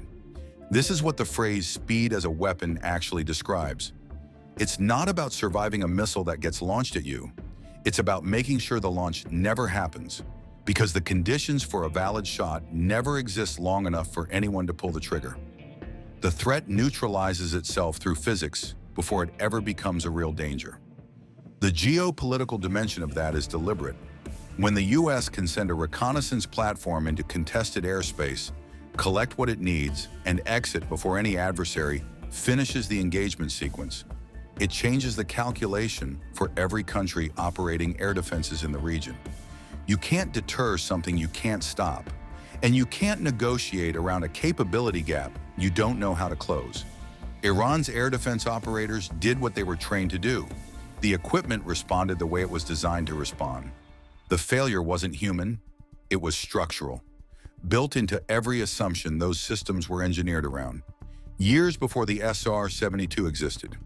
Speed at hypersonic levels doesn't just beat interceptors, it beats the people operating them, because humans can't compress their decision cycle fast enough to matter. Iran's attempt to lock on wasn't reckless, it was just physics working against them in every direction at once. Dozens of contacts, all moving fast, all closing on the same point. That's what the radar picture looks like when an Iranian drone swarm is inbound. Not one threat, not two, but a wall of cheap flying machines coming from multiple directions at once, each one designed to make sure the ship in front of them runs out of ways to fight back. 5 years ago, that was a real problem with no clean answer. Today it isn't, because somewhere in that engagement, a beam of focused light starts working through the swarm one drone at a time, and the drones just stop flying. No warning, no explosion at range. They just fall. Iran built its entire naval harassment strategy around a vulnerability that no longer exists. And that's the story we're getting into right now. Why Iran built a drone swarm strategy in the first place. To understand why this matters, you have to start with Iran's actual military situation, because Iran didn't build a drone swarm strategy because it wanted to. It built one because it had no other choice. Iran can't fight the US Navy head-to-head. That's not an opinion, it's just arithmetic. A US carrier strike group carries more air power than most countries' entire air forces. Iran's surface fleet is aging, its air force runs on decades-old American hardware, it can no longer get parts for, and its Navy doesn't have the blue water capability to project force beyond the Gulf. Conventional confrontation with the US would end badly and quickly, so Iran went a different direction. Instead of trying to match American capability dollar for dollar, they built a strategy around volume and cost. Send enough cheap things at a problem, and eventually the problem runs out of expensive solutions. The Shahed series drones are the heart of that approach. They're not sophisticated. They fly slow, they're relatively easy to detect on radar, and they don't have the kind of electronics you'd find on a military aircraft. What they have is price. A Shahed 136 costs somewhere in the range of $20,000 to $50,000 to produce. A standard missile intercept costs over $2 million. Send 20 drones at a ship and force it to fire 20 missiles, and you've just burned through $40 million worth of the enemy's inventory for under $1 million of your own. That's a trade Iran wins every time. And the strategy had real teeth. In 2019, drone and cruise missile strikes hit the Saudi Aramco processing facilities at Abqaiq and Khurais, knocking out roughly 5% of global oil supply overnight. The attack, in which US officials linked to Iranian hardware, showed the world that this wasn't theory. Cheap aerial munitions could reach high-value targets and cause serious damage before anyone could stop them. In the Red Sea, Houthi forces backed by Iranian weapons and training ran the same playbook against commercial shipping and US Navy warships for months. The USS Carney alone fired over 100 interceptor missiles in a single deployment period, defending against drone and missile attacks. 100 missiles. Gone. At sea, you can't just reload. A ship carries what it carries, and once the magazine runs low, the options get thin fast. That's the vulnerability Iran was targeting. Not the armor, not the sensors, not the crew, the inventory. Western navies are built around expensive precision weapons that you can only carry so many of. and Iran was betting it could keep sending cheap drones until those weapons ran out. For a while, the bet looked reasonable. Then the US Navy started putting a very different kind of weapon on its ships. What the US Navy's laser weapons actually are. The system the US Navy has been quietly putting on its surface ships is called Helios. High-energy laser with integrated optical dazzler and surveillance. USS Preble was the first destroyer to receive it, making her the first operational US surface combatant to carry a solid-state laser weapon. Not a prototype sitting in a lab, not a test rig on a barge, a combat-ready system mounted on a warship operating in real threat environments. The physics behind it are simpler than you might expect. Helios focuses a high-powered beam of light onto a target and holds it there. The energy transfers into the surface material as heat, and it keeps building until something fails.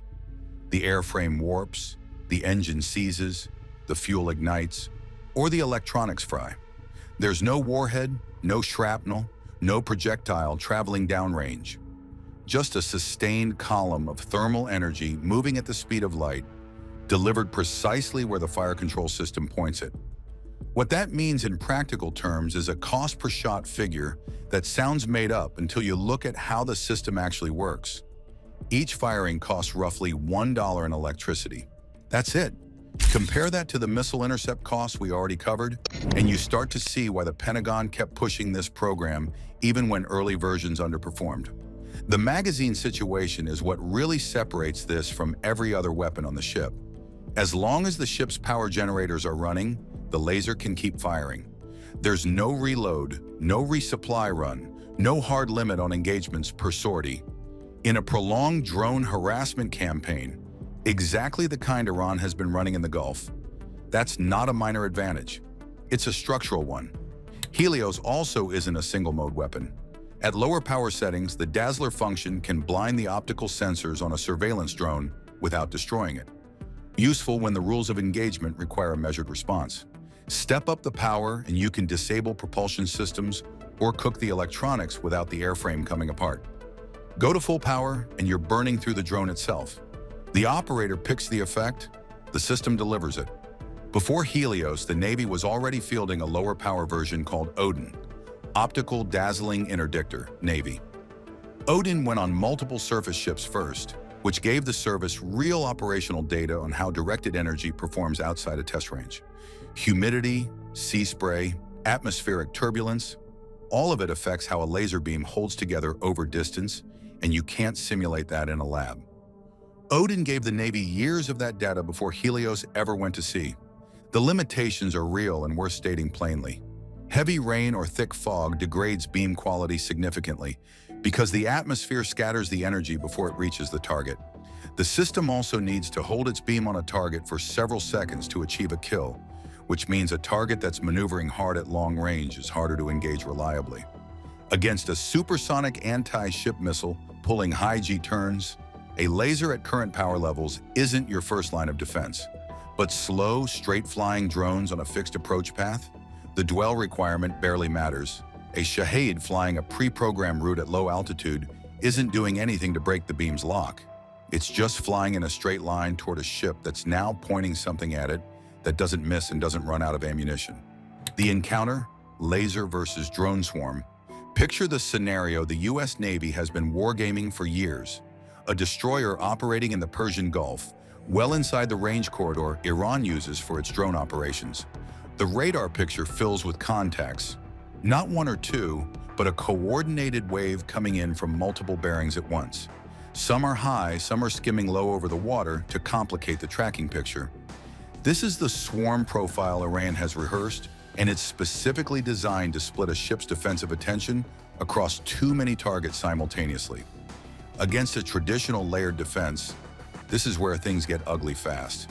The Phalanx close-in weapons system can engage incoming threats, but it covers a limited arc, burns through its 20mm ammunition quickly, and by the time drones are close enough for Phalanx to reliably engage them, you're already in a bad position. Standard missiles are accurate, but as we covered, there aren't unlimited rounds on board, and they're wasted on a $20,000 drone. Electronic jamming works against drones that rely on GPS or radio command links, But Shahed-type systems fly pre-programmed routes, cut the signal, and they just keep going. None of the traditional answers solve the volume problem cleanly. Helios approaches the same problem differently. The fire control system pulls track data from the ship's radar, assigns priority to the targets posing the most immediate threat, and the beam slews onto the first contact. Slew, dwell, kill, move. The mechanical turret repositions fast enough that the transition between targets takes a fraction of a second. There's no reload cycle between engagements, no cooldown that a swarm operator could try to exploit. The system works through the contacts sequentially, and the engagement rate is measured in seconds per drone, not minutes. The actual kill mechanism depends on where the beam holds. On a drone with a combustion engine, sustained heat on the fuel system or exhaust components can trigger ignition. On an electric UAV, the beam cooking through the fuselage reaches the battery pack or motor controller, and that's the end of the flight. Either way, the drone doesn't explode dramatically at distance. It just stops flying and drops. Sometimes there's a small fire on the way down. Mostly it just falls. That last detail is something Iran's planners didn't fully account for, and it matters operationally. When a missile intercept happens, both sides know. There's a detonation, a debris field, a visible event that tells the attacking force its drone was stopped. The swarm operators can count intercepts, adjust, and keep pushing. With a laser kill, the feedback loop breaks down. A drone goes offline and the operators have no immediate way to know why. Signal failure, mechanical fault, or something they can't see burning through the airframe from 12 kilometers away. The swarm starts thinning, and the people who launched it don't have a clear picture of what's stopping it. U.S. Navy testing has demonstrated exactly this capability against drone targets under operational conditions, and the service has publicly confirmed Helios is deployed and functional. The Red Sea operations didn't just validate the threat picture, they put directed energy systems into a genuine combat environment for the first time, generating data on real-world performance that no test range can replicate. What Iran's operators would actually experience on the receiving end of a Helios engagement is a swarm that starts losing units with no obvious cause. No contrails, no explosion at range, no radio intercept of a missile launch command. Just drones going silent, one after another, while the ship they were sent to overwhelm keeps sailing. The swarm thins, the attack fails, and somewhere in an Iranian operations room, someone's trying to figure out what just happened to their strategy. What this means for Iran's strategy going forward. The math Iran built its doctrine on has flipped completely. A dollar defeating a $20,000 drone isn't a minor economic inconvenience. It's the entire logic of the swarm strategy running in reverse. Iran needed the cost exchange to work in its favor, and now it doesn't. So what does Iran do next? There are a few options on paper, and none of them are good. The first is speed. If a laser needs several seconds of dwell time to achieve a kill, then a faster drone reduces the window the beam has to work with. In theory, you could build drones that cross the engagement zone quickly enough to limit damage.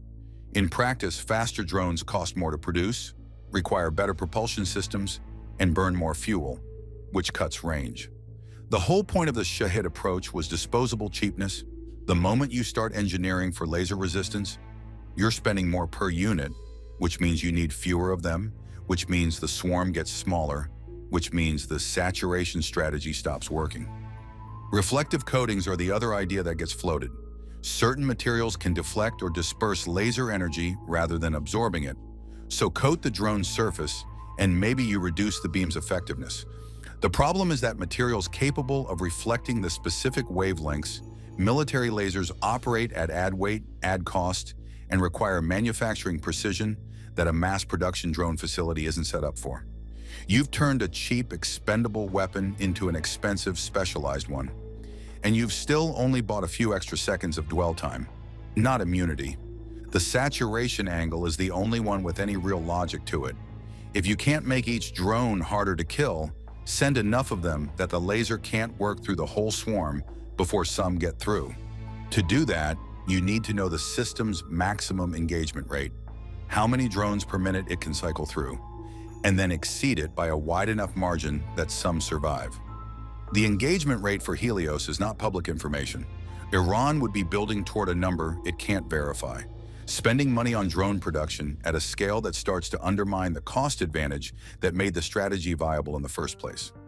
Every Iranian naval commander and IRGC planner operating in the Gulf now has to factor in that any U.S. Navy destroyer they're looking at might be carrying a weapon with an effectively unlimited magazine. That changes targeting calculus, risk tolerance, and the whole harassment playbook Iran has been running for years. There's an irony buried in all of this that's worth sitting with. Iran's persistent drone pressure in the Gulf and the Red Sea, the harassment, the Houthi campaigns, the cost exchange problem that had Western navies genuinely worried. That pressure is a big part of why the U.S. moved so fast to get directed energy systems operational. Iran kept poking at the vulnerability, and the U.S. responded by closing it. The aggression that was supposed to stress American naval capacity may have done more to accelerate American laser development than any Pentagon budget cycle would have on its own. Iran spent years building a strategy around a math problem it thought the U.S. couldn't afford to fix. Then the U.S. fixed it for roughly $1 a shot. Subscribe for more on how modern naval warfare is actually being fought, and drop a comment below on what you think Iran's next move looks like.